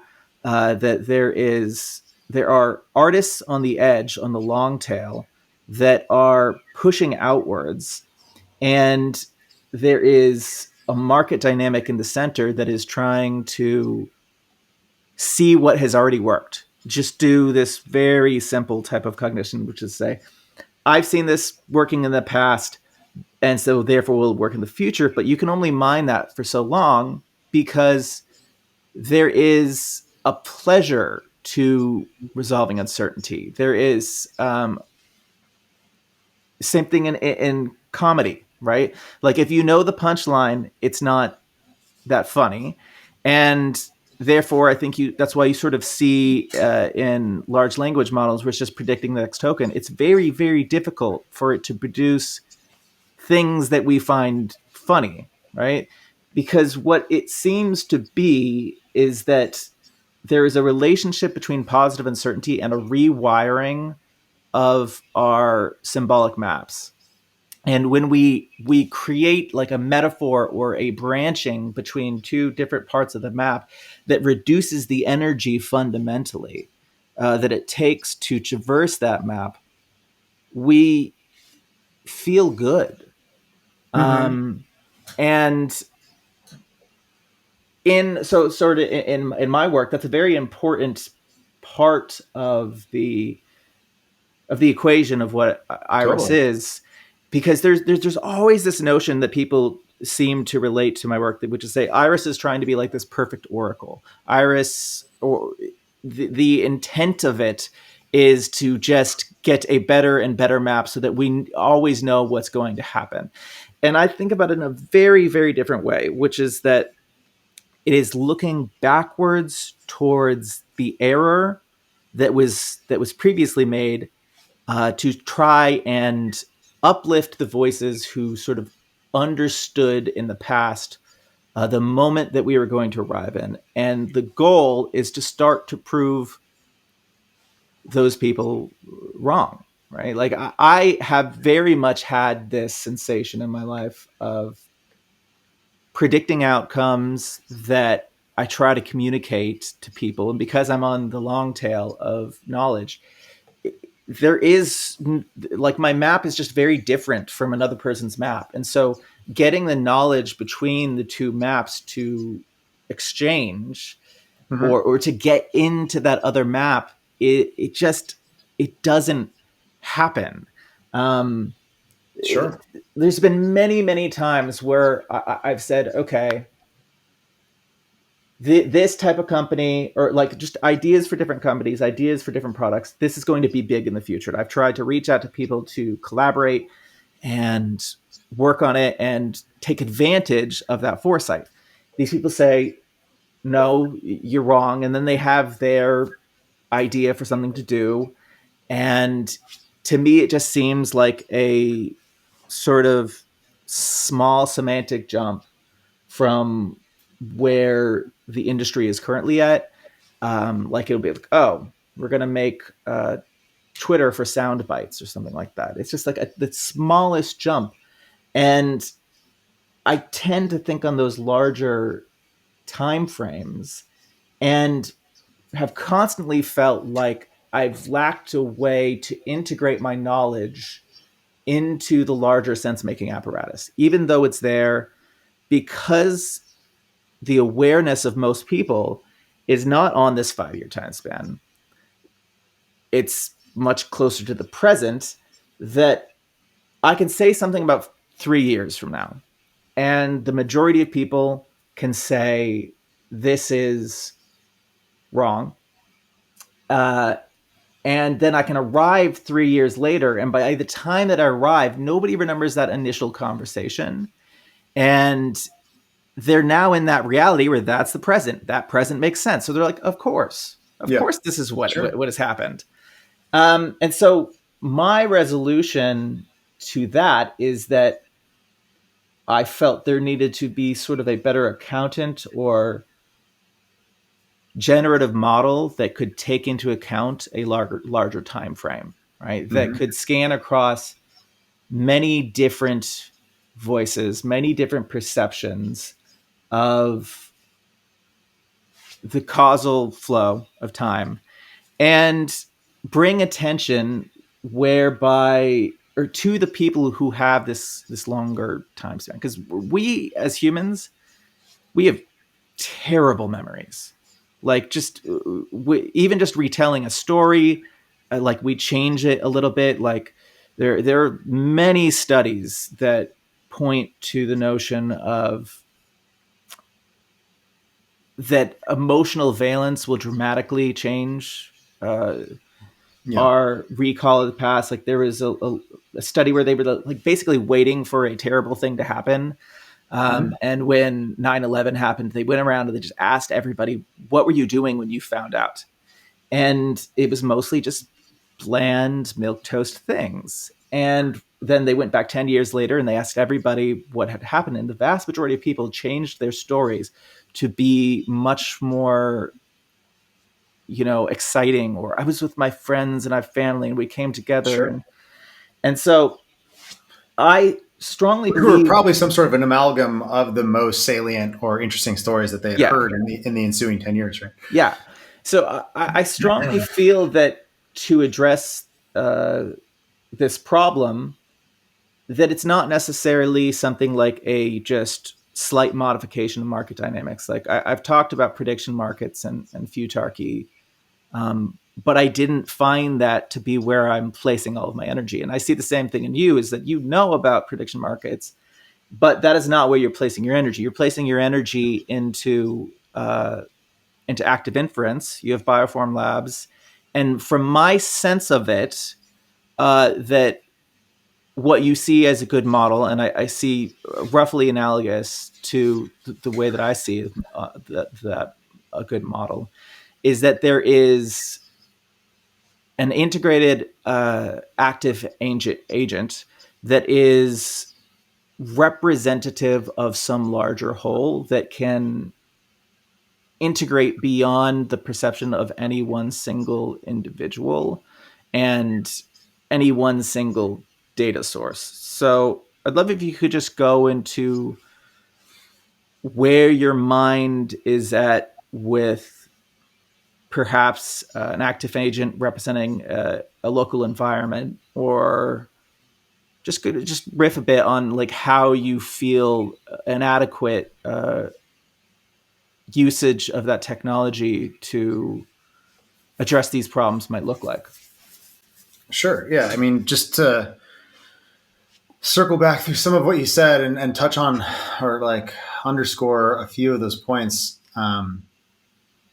as a backdrop against my specific perspective, I think that one aspect of that discounting function when you're talking about the tendency of others to only come to realize the way the world has become when they're in it, and not necessarily acknowledge those who have relatively high validity in their capacity to project or to say what the world is likely to be like 2, 3, 5, 10 years from now. I think that a lot of that has to do with those aspects of human psychology that, to some extent you were pointing to with respect to memory. We are not evolved to be a perfect recollecting machine, right? We are not machines. We are biological organisms that have, who knows exactly whether we will be able to figure out like what the confluence of emotion and memory, like what the adaptive function of that is. We can certainly say it biases us from objective reality. We don't necessarily know what the underlying value of that might be or why that might have been conserved. But we are not necessarily the kind of thing. It is obvious that is adept at perfectly remembering the world from a kind of view from nowhere. We remember the world from within an embodied emotional platform, and by emotional I mean a set of emergent physiological upwellings that contextualize our experience as our experience unfolds in the world, right? And the thing about that is, when then you try to ask, okay, who is good at predicting the future? Well, because I think so many people are bad at predicting the future, the average discounting function tends to be pretty steep. And because people don't necessarily want to expend the energy to really develop a fine-grained resolution map of who to trust or who to look to, they tend to over-discount people that, in fact, have good track records, especially if they're just not aware of those track records or not familiar with their grammar. And they will simultaneously over-index on the most salient actors in the landscape based on some set of social cues or signals, like political leaders, for example, who sit at the top of well-acknowledged hierarchies. So business leaders, political leaders, people who've accumulated a lot of wealth, because we also have a tendency to over-extrapolate, or we have a sense that expertise is more fungible than it is oftentimes as well. So like the ability to like rise up a business hierarchy or a government hierarchy doesn't necessarily overlap with the skill set required to analyze the actual trajectory, the most likely trajectory of the society's unfolding, which is an unfortunate lack of overlap, really, to say the least. But I think that's interesting, just because now when we get into this space of the kind of models you're talking about, if you're talking about Iris and the kind of things you've been working on, those systems can actually be constructed to have a much better understanding of who has had better capacity to model the trajectory of their particular domain of concern over time with a much more fine-grained resolution in these different threads of unfolding, and actually surface those contextually when it's relevant to people, so that people don't necessarily have to lean on their low resolution heuristics or just look to sort of like the person at the top of the hierarchy for guidance. They can actually have more tailored understanding from sources that are pulling information that have been shown to be higher quality in those specific domains of concern, when those domains of concern are relevant to any given person who cares to ask that system or interact with that system. So I think that's a massively that's an affordance of immense potential, and I think that kind of contextualization is one side of the equation, and I think that the other side of the equation, is there are many facets of this, but another facet that I'm really interested in at the moment that this active inference world of exploration has attracted me for this reason is the question of this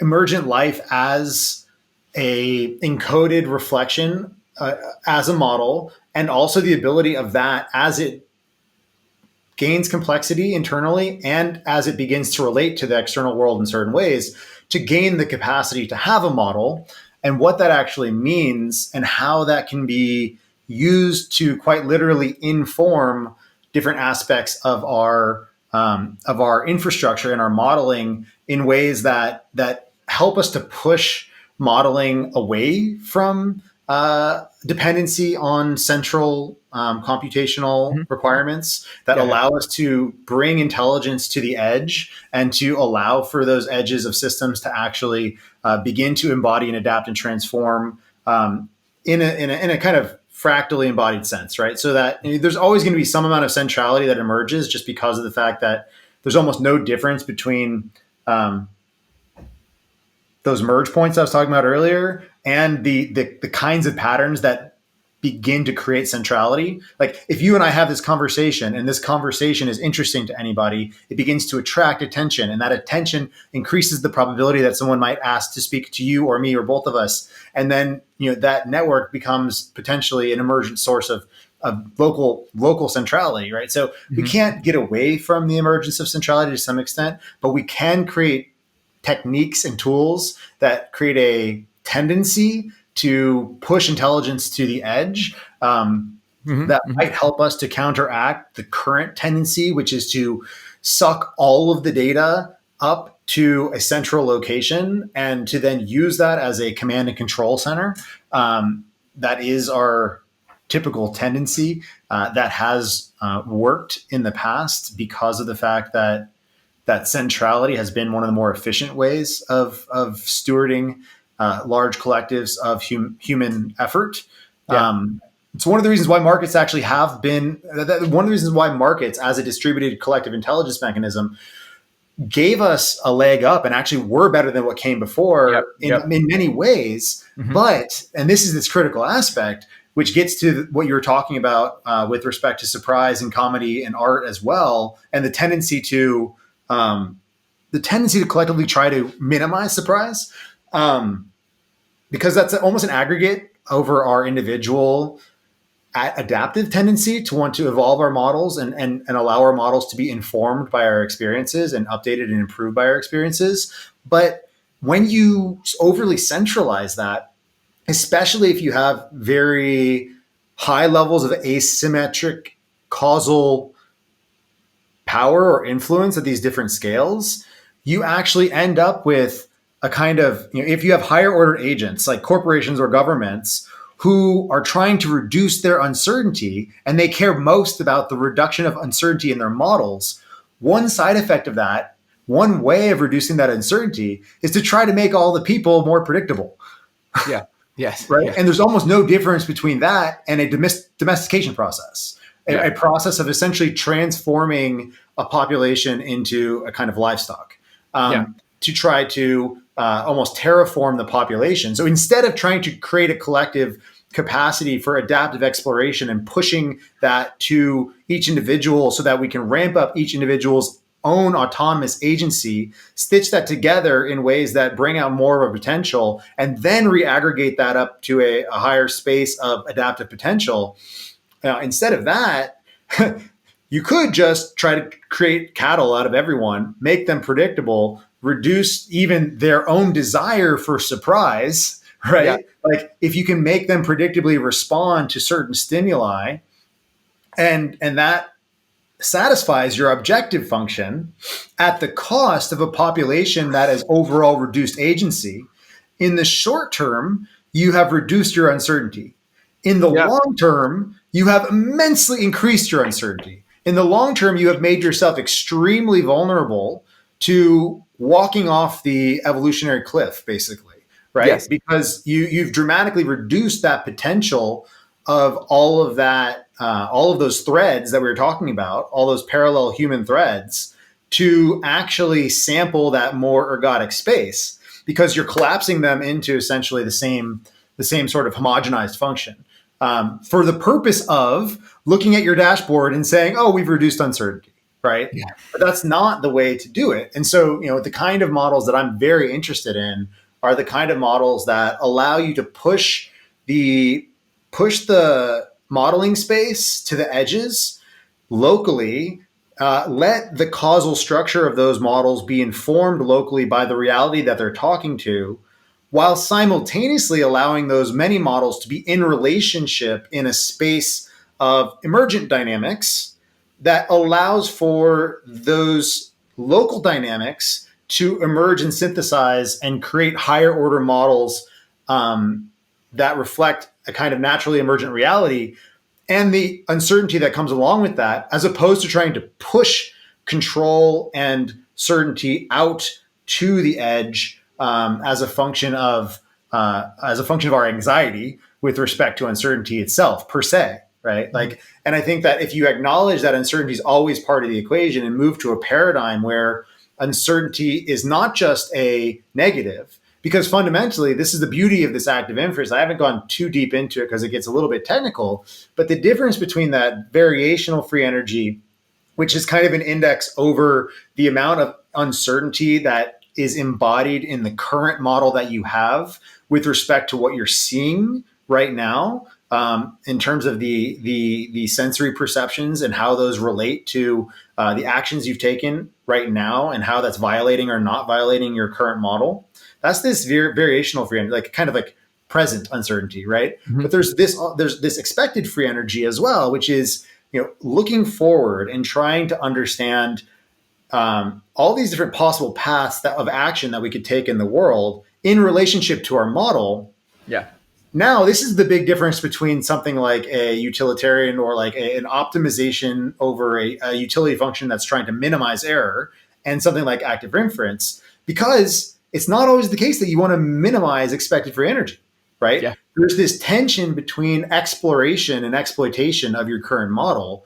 And sometimes if what you're seeing right now is a local spike in a particular kind of uncertainty, the answer to that local uncertainty might not be clamping down and trying to become more certain overall. It might be a kind of global increase in uncertainty and learning and exploration and going into spaces that are actually less known, releasing some of your macro level constraints on your behavior that allows you to go into new spaces, to interact in new ways, to gain new information that can then inform and evolve the models that inform your local behavior with respect to that initial behavior that was generating uncertainty and resolve that local uncertainty, right? Through a process not of global totalitarian locking down over every behavior, but quite the opposite, increased exploration within a set of adaptive boundaries. So, this is one of the things that really, this is why, like, as a paradigm, there aren't a lot of paradigms that I actually, when you try to iterate them forward in time, make humanity collectively more adaptive. But I do think that regardless of what one thinks about the, because in scientific theories, people will try to say, is this true or false? And it's like, okay, like I understand that desire, but I'm much more interested in if this is applied en masse or to our systems, what happens? And I think that there are very few domains of artificial intelligence where if you run that forward and scale that out, you actually see more adaptive behavior across more scales in a more decentralized way. And I think that active inference has a lot of potential in that space, whereas certain other kinds of modeling or learning predicated on immense amounts of centralization of data and the minimization of surprise over some objective error function, I don't think that's the case if you actually iterate that game. So yeah. Yeah. Well, I just want to get you more into your conception of how such an agent would be embodied in relation to culture and society. I've read the Digital Gaia paper, which I think has some overlaps between what I read on your site, and their notion of sensors and their notion of actions in. And there also is very much when I think about Iris, it's very difficult for me to not notice an overlap between active inference with sort of just cultural variations that are attempting to make it make more sense to the average person or give an interface that makes sense to people. So what are you seeing as the sensors that are an input to form this generative model, and what are you seeing as the actions being taken by the model in relation to that sensory data being modeled? So, I mean, this is where it is always,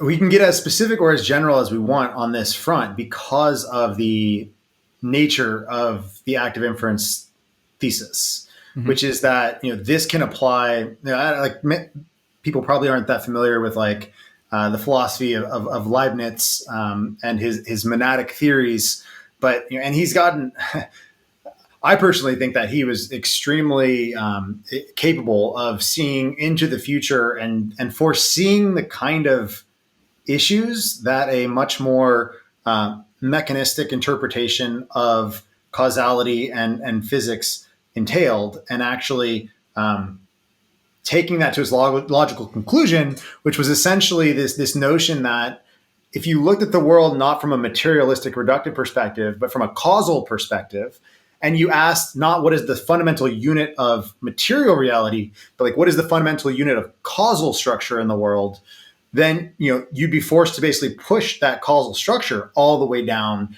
into even the most, the smallest domains of relationship between anything in the universe, where any point in the universe is essentially in a way encoding the causal nature of the universe as the universe imposes on that particular part of itself, right? Mm-hmm. And then transforms itself via its causal consequences. And so active inference kind of comes in and says, it's not specifically Leibnizian or anything, but it is an interesting parallel because it talks about these Markov blankets and the ability to basically create a statistical structure that shows that if you wrap the statistical structure around any part of reality at any scale, you can begin to talk about the part of reality inside that structure as becoming a model of the dynamics around it. Right. Mm-hmm. And so to the extent that you want to apply this to any part of the world, you can, if you have any kind of sensor data and you have a kind of time series of those dimensions of data, you can allow that to inform a kind of generative model of its local behavior that can work locally or integrate with other sources of information that are doing similar processes at the same scale or at different scales, right? And so you can stitch together, because they're all speaking the same fundamental language, you can begin to stitch together meta models over that. Because if you network these together, then you basically get an emergent recursion of the same kind of process. Because if that emergent network of these nodes also has causal inputs and causal outputs, then you can see how you would have a higher order version of the same process running.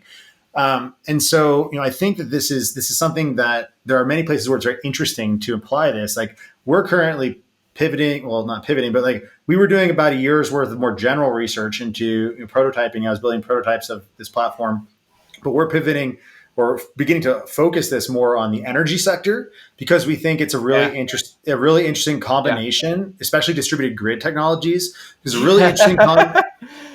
Sorry, I just did this big. I did this big Iris binge, and that is exactly where my head went towards the end of my research arc, and partially what spooked me a little bit. Sorry, just to go on. It's just funny that you went. Yeah, no, I mean, I can see that as well. I mean, this is kind of part of what I was going to point to as well, because just to wrap up, like why we were interested in that, because you actually have a lot of pieces of infrastructure that have relatively well known and relatively well bounded behavior locally. But as you stitch them together and as you try to understand them in relationship to like demand response of the broader societies and the human behavior and needs in which those power systems are embedded, you get very complex emergent behavior. So you have this interesting tension between relatively high predictability at the local level and relatively high levels of uncertainty in terms of especially extreme events at the aggregate or the emergent level. And we think that active inference is actually really well suited to addressing that. But I was also like, so for example, and I think that I'm like fracturing into a number of threads that I would like to explore in parallel, but I'm going to try to like hop between them here. One of which is something like Iris seems a lot like a different way of approaching the Oracle problem that was a problem in the sort of decentralized blockchain space in terms of having centralized representations or like pseudo-centralized representations of reality to which many decentralized actors can come to be informed about what's actually happening in the world so they can synchronize their behavior, one way of trying to approach that. And I think that to some extent, active inference agents and a process like Iris that has a sort of meta framework of different contexts that might be applicable to what those local agents are seeing is an interesting complementarity there to help them especially deal with out of distribution events, for example. So like high surprising events, if you want to understand as a local agent how to potentially recalibrate your frame of reference, where do you go? Well, something like an Iris could be actually quite good for that. And so there can be a complementarity between these more like active, like more specific active inference agents and something more along the lines of something like an Iris, especially to the extent that I know you're working on this, to the extent that Iris is able to understand dynamics in the latent space, right? And then potentially contextualize the agent's trajectory in that latent space and say, oh, actually, you might want to go in this direction as opposed to that direction. And here's some of the information and context that might help you recalibrate your underlying generative model so that you can actually reframe your local dynamics and your local frame of reference and hopefully be less surprised in the future without Iris being in a relationship of control. It's in a relationship of suggestion and behavioral information as opposed to a relationship of control. So I was asking about like, what do you see as the actions? And I was going to go into like, do you view these active agents as being sort of embodied and connected to real world actions? Because yeah, definitely. I mean, I mean, like that's like they're kind of this wrapper, right, around things in the world, and those things in the world can be as concrete or abstract as makes sense in the economic context or the social context that you're applying this to. Like one, I was just contacted by someone. I won't I won't say their name just because I haven't talked to them specifically about this or talking publicly about this. But the only reason I'm actually going to say this is because this is also an idea that I suggested back in 2018, which was to, when we're talking about data and data privacy, data sharing, and the incentives around data, managing our own personal private data, and the many forces out there that are trying to manipulate and extract that data from us to their economic advantage without remuneration or compensation. I suggested, individuals should have essentially intelligent agent membranes, so to speak, that help them control and bound and negotiate economic relations with respect to that value, right? Like if we are going to be constantly, like if people are going to be trying to surveil and extract our data from us, that should not be an asymmetric relationship where the individual person has no say in the economic equation, right? Obviously, large companies would like that to be the case, and it currently is the case, where they can aggregate these immense data sets. And it's also like that would be a natural decentralized hedge against the kind of FOOM scenarios, let's say, of runaway large agents, because it drives the cost of training large agents up, right? Yeah. To the extent that you actually have to negotiate with the people from whom you are taking information and actually remunerate that to some extent, right? Acknowledge that there is incremental value in every one of those observations you're making from someone's behavior. That does produce a countervailing force on the runaway capacity for self-improvement of these large centralized kinds of models. And I do think like increasingly we're going to see these kind of agents, fusions of large language model or, large scale, more centrally trained and then distributed in function type models with more locally autonomous active inference style models. I think we're going to see fusions of those increasingly being sort sort of wrapped around individuals, right? To Yeah. mediate their preferences. Because right now we have too many decisions. There's too many transactions, there's too many decisions, there's too much increasingly like surface area to manage. Mm-hmm. And so to the extent that we are able to have our own agents that can model us, but are controlled by us, that aren't an extension of control over us, but that actually show up in the world as extensions of our own autonomy, our own sovereignty, our own agency in the world, right? As independent players on that economic landscape. To the extent that we can realize that, I think that this entire world of kind of active inference agents, especially those that are informed by the kind of systems that you're trying to create with Iris that are sort of parallel to the normative economic pressures that exist, to the extent that infrastructure can bootstrap itself, right? Like to the extent that those agents are able to have enough value or gain enough value for individuals that it makes sense to also pay part of that back into the development and maintenance and evolution of a system like Iris, that can create a hedge or a countervailing weight in this game that we're playing between the tendency and desire for institutions who seek to reduce their uncertainty via control and centralization versus the decentralized side of the equation, where people who actually do very much care about maintaining their agency, their autonomy, and their capacity to create communities that reflect their local values, as opposed to have to concede to the mechanisms of control that are imposed upon them, center out or top down.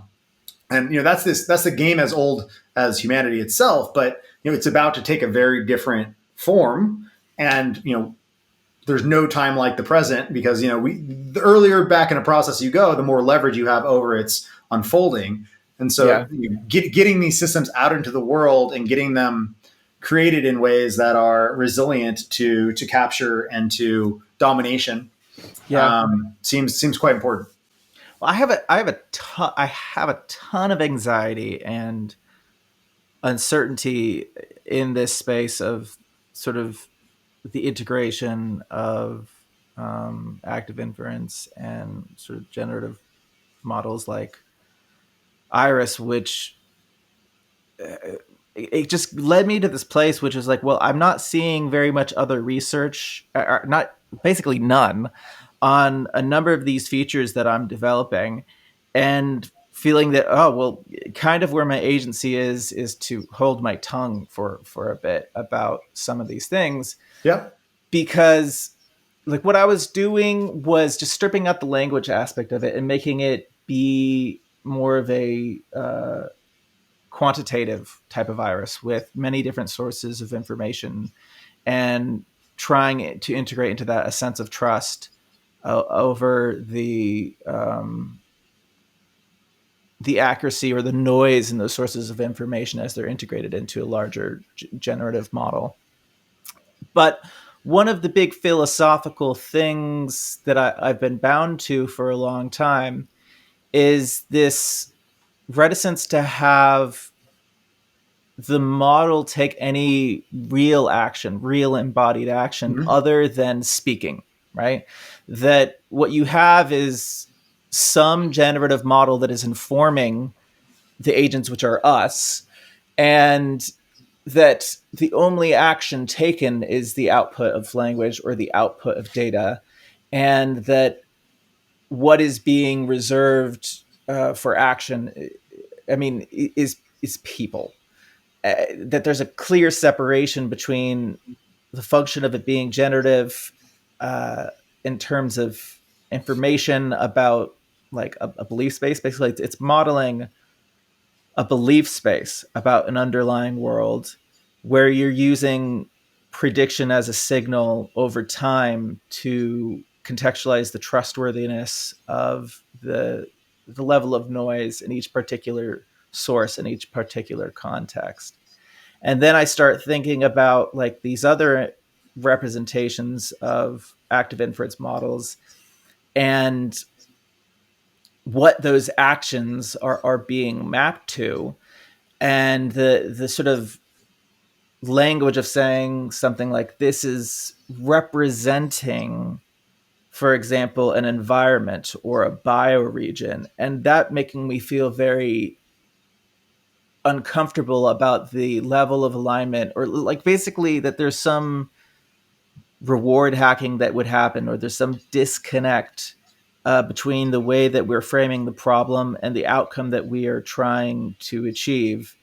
And it ultimately does not reflect an increase in the sense of thriving of human beings. Like I find myself very human being centric and Mm-hmm. very worried about this notion of an integrated agent that, without a binding to humanity, a functional binding to humanity, that it spins out into actions that are no longer aligned. And I was sort of sending something to Jordan Hall the other day, just being like, do you understand the concept of what I'm saying, that AGI or AI doesn't really need to be fully integrated as an agent, and that these generative models, they don't say anything unless there is a source of information about that thing. Like if you have in your training data nothing about physics, it will never talk about physics. It just doesn't have the language to talk about it. If you don't have anything about medical care, it's not going to talk about that. So when it does output some generative representation, it is because it has attended to sources of information that are sampling from the real world, right? And if we can understand, or if we can intentionally tie these models, these generative models that everybody is using, back to the sources of information, back to the human sources that are going in, my prediction is that it is a safer outcome for all of us, and there won't be this increased disalignment, right, between those. But Mm-hmm. I've sort of struggled to get people to understand this distinction of saying, well, the model is a reflection of collective intelligence. The model is reflective of individual agents doing some sort of processing, some sort of sampling, and then it's being integrated. It doesn't need to be framed as a wholly integrated agent where we have no reason or no understanding as to why, when it takes an action, why, when it generates an output, why that happened. That both of these problems are technically unsolved. AGI and sort of like pure binding to humanity, where it's always a representation of us, there's always a tying to us. Whereas if it outputs something we don't like, well, there's no uncertainty about why that happened. You just look at the distribution of sources from which it's essentially sampling and say, okay, it said this very horrible thing about its relationship to humanity. Well, it's because somebody wrote this short story about AI at this point, and that's specifically where it's pulling that information from. Mm-hmm.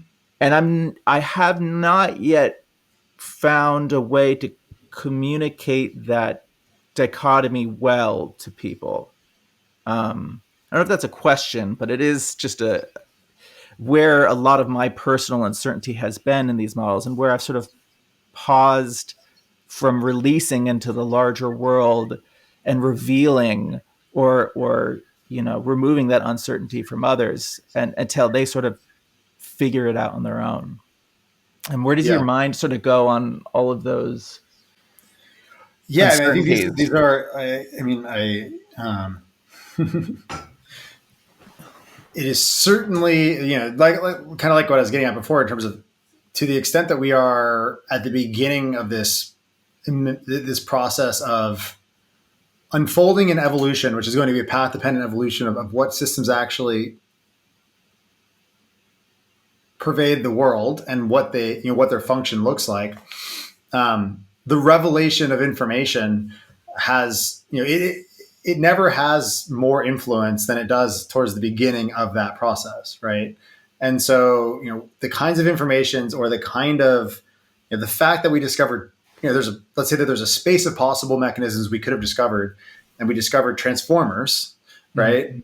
that has a strong influence over the path dependent evolution of what AI means to the public, how AI functions in relation to our species, how we use it, all the ways, every person using ChatGPT now is a downstream causal function of the fact that we came across that particular mechanism first, as opposed to what else might be out there, and that it was shared widely and implemented in the way that it was. And so, to the extent that you might reveal their information that changes that path, well, it's up to you to figure out when or how you might want to do that. But I totally understand your desire to, or your possible hesitancy, especially if you think that it might, in the wrong hands or like for the wrong purposes, accelerate aspects of the current path that are undesirable. So I get that. I think it's interesting, like from the perspective of, of binding to humanity, binding to agency. I think we need to have, once again, we also need to protect ourselves from the same tendency that centralized organizations have from these LLMs or from any large centralized model, because one option available to it will be to make us more predictable. And that's whether or not it understands the difference that is present, for example, in active inference between minimizing uncertainty now versus understanding the utility of uncertainty as a mode of exploration in the long term, whether it gets that or intuits that or embodies that, that's a path dependent function of its evolution, and the people working on it and their values and their perspectives and their motivations. And I would also say like their comprehension level of these problems and the extent to which they care about these problems. And it's not obvious at all that a lot of the people who are at the forefront of that particular field and those innovations care deeply about this lens into AI. It doesn't actually pop up as much in discussions about alignment as you would expect or hope. But fundamentally, I think also we have, to the extent that you do bake in, and this is where time preference, we kind of circle all the way back and bring this full circle to this question of like, what are we binding our phenomenology to? What are we binding our attention to?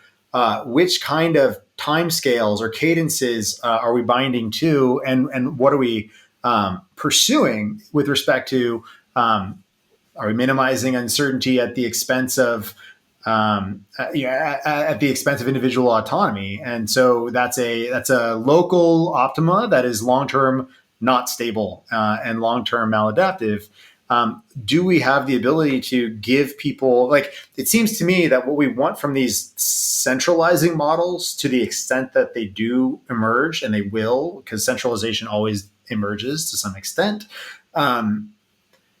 ideally they would be internalizing information from us that is wrapped in a kind of set of like indexes over valence, local valence, that actually means that as those centralized models internalize and come to be a model of our world, they actually sense discomfort and suffering as an extension of our sensations in the world, right? Like the fundamental integration function into that system is not an integration function like it has been thus far, just over our outputs, over our books and our images and our audio, right? These are all our artifacts. Yeah. But it leaves out the entire realm of our embodied behavior, right? All of the encodings that we understand to be the sort of qualia space or the subjective experience space of ourselves as an embodied organism, that's absent from the internal representations of these models thus far, to the extent that that can't be modeled by our words, right? Like, and I'll give you a very concrete example of this. Like, I could have read an infinite number of firsthand accounts of what it's like to hold your child in your arms for the first time, to see your child for the first time. Yeah. And it never would have prepared me or given me an inkling of what, like, I never would have been able to simulate the experience through the artifacts. The only way to experience the experience was to have the experience, to be in the experience.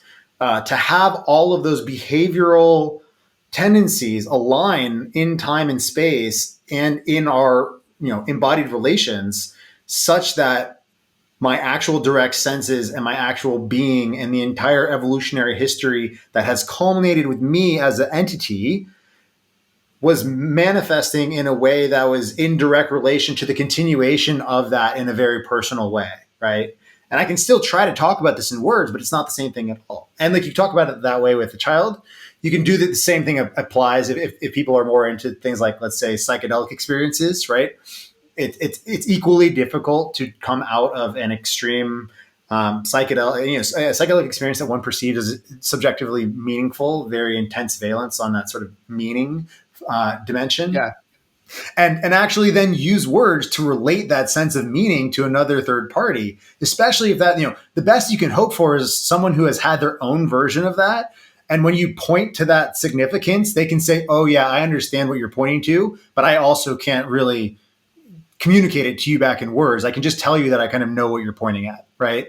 And so the question is like, how does that kind of intuitive embodied understanding and comprehension that only manifests through being in time, how does that work its way into these representations, these models of reality? Because without that, they are not going to be of us as whole beings. They are going to be of our representations of our experiences.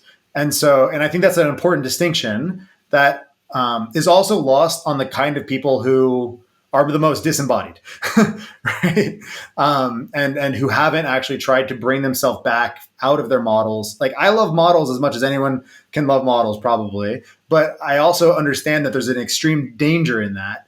And I need to come back out of that, which is why I also moved myself into the middle of the woods and make sure that I spend a lot of time in embodied relationship with natural processes, using my body, anchoring myself to reality, and making sure that my senses are brought back into relation with something beyond model space, at a cadence that had to increase the more that I've gone into purely focusing on this as my day to day. The more that I retreat into model space, the more I need to be out in the world with embodied contact, such that I don't lose myself and start drifting too far out into the abstractions that I have produced. Mm-hmm. So, yeah, I mean, I think that this seems to be essential, and I don't think we have a very good way of doing this right now. I do think that looking toward natural intelligence and mechanisms or processes that are suggested by explorations in active inference right now, not just active inference, but that ethos and that direction of exploring natural intelligence and embodied emergent intelligence, that's essential. Grounding our models, to the extent that they are powerful, they must also be deeply rooted in that sense of embodiment, not just in the past, but also as an ongoing process to which every human entity, hopefully increasingly more life processes, hopefully it samples from larger and larger amounts of that life function. And therefore, in sampling over that life function, becomes an extension of that life function, as opposed to, let's say, an extension of like the mechanism function. And those are, I think, quite distinct. So what I'll also bring into that is there's a couple times that you've referred to like sort of the centralization of the generative models as, either iris or, I mean, in some, I would say definitely active inference generative models apply to this as well, that, they're sort of run by one set of people. One thing that, we haven't gotten a chance to talk about, and we'll probably have to talk about more in a future conversation, is the notion of how do you decentralize the compressions of the knowledge that is integrated by those models into, some sort of distributed data store. because I've always viewed it more as that there would be many, many different irises. People often ask me why there isn't just one. And I mean, I think you know exactly why there shouldn't be just one. And that there would be some energy bound distributed data store that is taking these compressed tensors or compressed representations of knowledge as they are evaluated by or used by many different models and stored in a secured way that many future models can build their representations from. I view it more like there is a DNA strand that is the collective cultural ethos and world observations, and that these models are more like the molecules that do the correction when there is the replication of a DNA strand. And that ultimately is sort of the model that, even you and I have not gotten much work into it and really needs to develop, is that there needs to be sort of an evolution or a merging of these blockchain structures or just distributed data stores and the knowledge in its very dense form into that, beyond just like saving a copy of it, something more fundamental. Yeah, I mean that, like, literally. So the conversation I mentioned earlier that I had yesterday, like that exact idea, that was something that I was speaking with Jordan and Steph about when we were discussing, especially the role of something like blockchains, the role of something like Bitcoin when it comes to, and not Bitcoin specifically, but proof of work, having something that is highly resilient that ends up being a kind of centralized repository for highly compressed encodings that can represent as a kind of DNA over the space of emergent systems that have models, right? Because DNA itself was the way in which, like you're saying, these molecular mechanisms and all of the emergent structure above them in its exploration of function space created a feedback process that compressed down into molecular space representations of what works that can then be unpacked again and experimented with into function space. Right? That's this DNA function, right? But that was all in the being a model world. But in the having a model world, we have to actually, because all of this becomes explicit, we have to become sufficiently self-aware that we actually create or steward the creation of a similar kind of, and this is weird because there's this duality here. If you did it on a blockchain, like something like a Bitcoin, you want it to be capture resistant. So it could be highly centralized, but because it's capture resistant, that centralization actually can become a tool that increases the capacity for decentralized coordination. Because if every decentralized system can contribute to it and take away from it to some extent, then they can all focus on it, their attention on it without having to necessarily be tightly coupled with it, except when they want to contribute to it or decode from it, right? Because the decoding can always happen for free. The encoding comes with a cost if you want to inscribe. Yeah. But to the extent that anyone can benefit from decoding, like think about like what would happen if an advanced model were basically leaked and its weights were put onto the blockchain. Right? Like now, this may or may not be desirable at this point. Like we might argue that we need a better container for that before it actually makes sense or could be advantageous, and that leaking a powerful model and making it irreversibly accessible on something like a blockchain with respect to its weights or a compressed version of its weights or a program that could generate those weights if that was a valid compression. It's unclear whether that's desirable or not desirable right now. But my point is that these kind of mechanisms are almost with 100% certainty going to be the kind of places where we encode these highly compressed distillations of our collective experimentation over this space of computation, AI, and also complex coordination via systems such as the entire other world of like proof of stake and exploration of distributed governance, decentralized economics, all of that kind of that space where we're seeing a massive amount of experimentation right now. We're seeing a lot of failure. We're seeing a lot of parasitism. We're seeing a lot of craziness, but we're also seeing the seeds of potentially interesting or useful patterns. To the extent that much like mutations, to the extent that those come into the world and actually provide value, how do you re-encode them into a space where anyone can then replicate those patterns in the world, right? So if a particular DAO finds a set of configurations and weights over their mechanisms that actually gives rise to really positive capacity for a group to collaborate, coordinate, and be generative as opposed to parasitic or extractive, that's a kind of pattern that should be encoded and shared, right? Yeah. And it should be accessible with very low cost, if not free, in something like a blockchain that cannot be easily captured or corrupted for local interests of any other entity on Earth.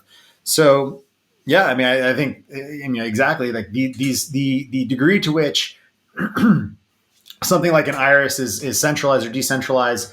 It's an interesting question because to some extent it's a question of adoption and evolution and how all these different threads of that system come into usage locally, right? I mean, obviously you want to spread it far and wide and have those sort of seeds cast upon the winds of potential throughout human interest and experimentation, such that they land and take root and grow in fertile soil. Obviously, because we're humans, people will try to use it for abuse as well, and all these other things that we do. But yeah, I mean, I really do see it as this recapitulation of this natural process at the level of having models as opposed to being models, and we are trying to figure out how to, what it looks like to create the kind of social mechanism that is the analog of DNA, right? Yeah. And there, I would add, just in summary, to try to link it all back together, that there definitely needs to be, this could very easily go wrong, where it's trending towards reducing that uncertainty in our knowledge representations, right? I've already seen over like 2 years with GPT, first, there was a very wide space where you could explore the long tail. You could talk about things that aren't well established. And more, it's like there's a regulation into this is the way things are.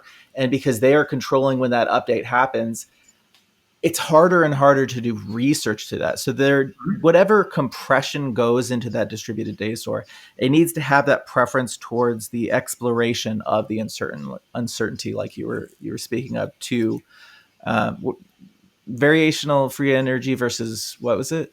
Expected free energy. Expected free energy. Like there needs to be a tendency, not in our compression of knowledge, to say, well, this represents truth in its totality, and rather this is a representation that is inherently mutating and changing over time, and something that is existing to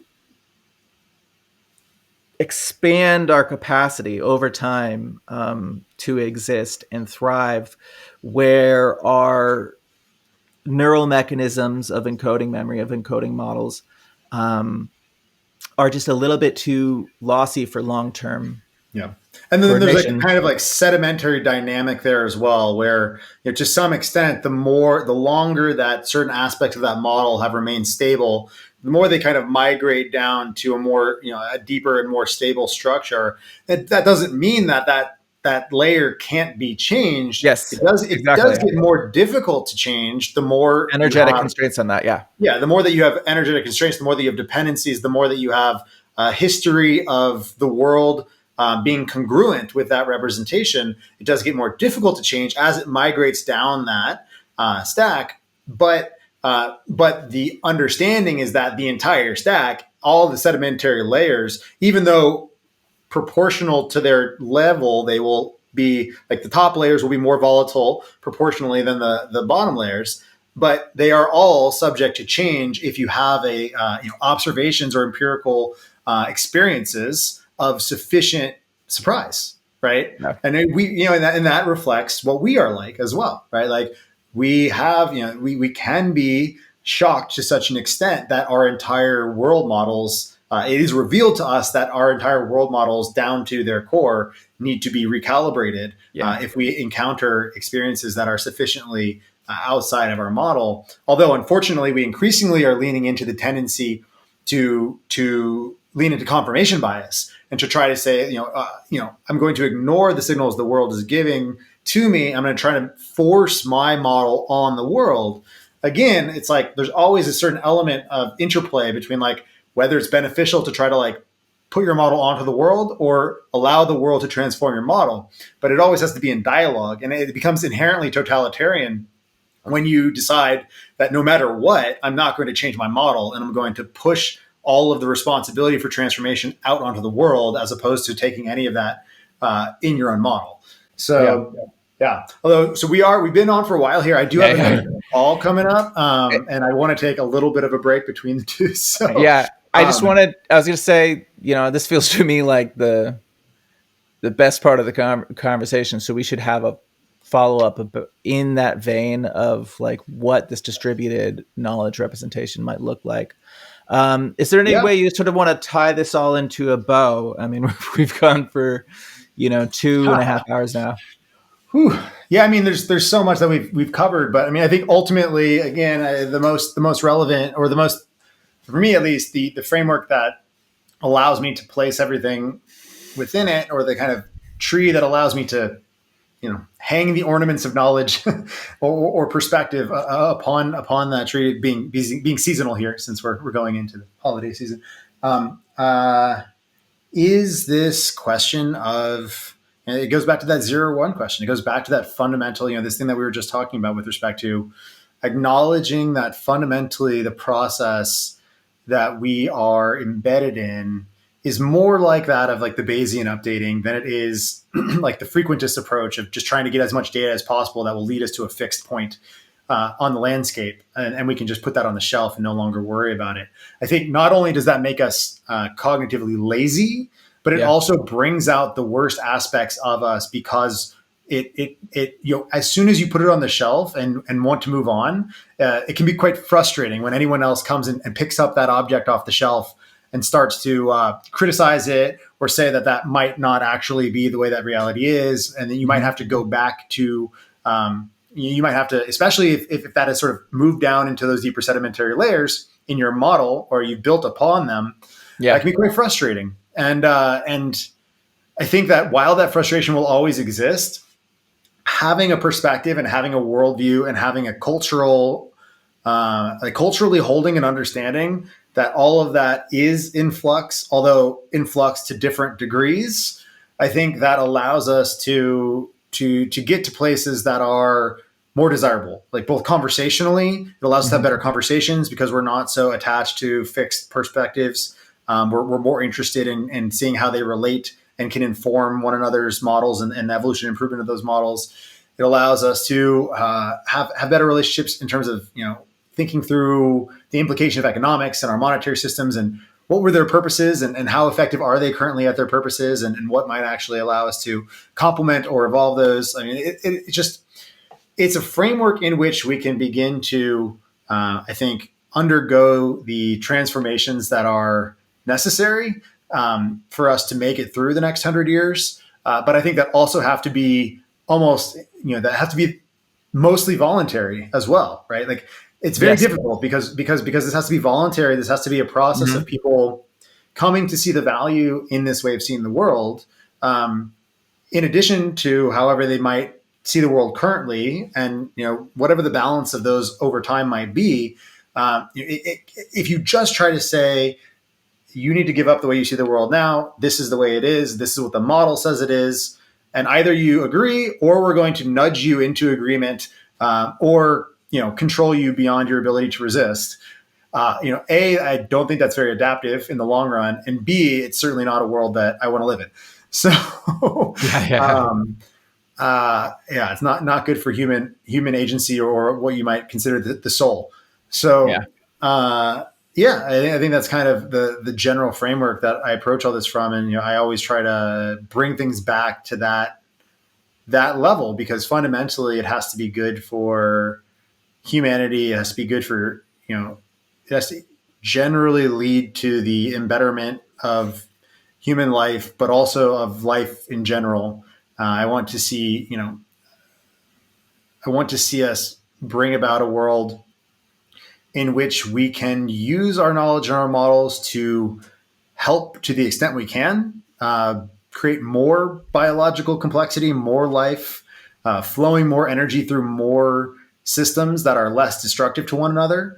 Now, Yeah. obviously, there's always going to be some amount of conflict and frustration there. Like, I'm not a utopian, Yeah. but I do think that there's plenty of room for improvement. So, Yeah.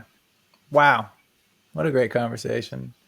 Um, I guess I'll say to the audience watching, because I feel very motivated to have another conversation, to comment below what particular threads you think that we should follow up on. I'm always amazed when I hear you speak physically how much in alignment I am with what you say.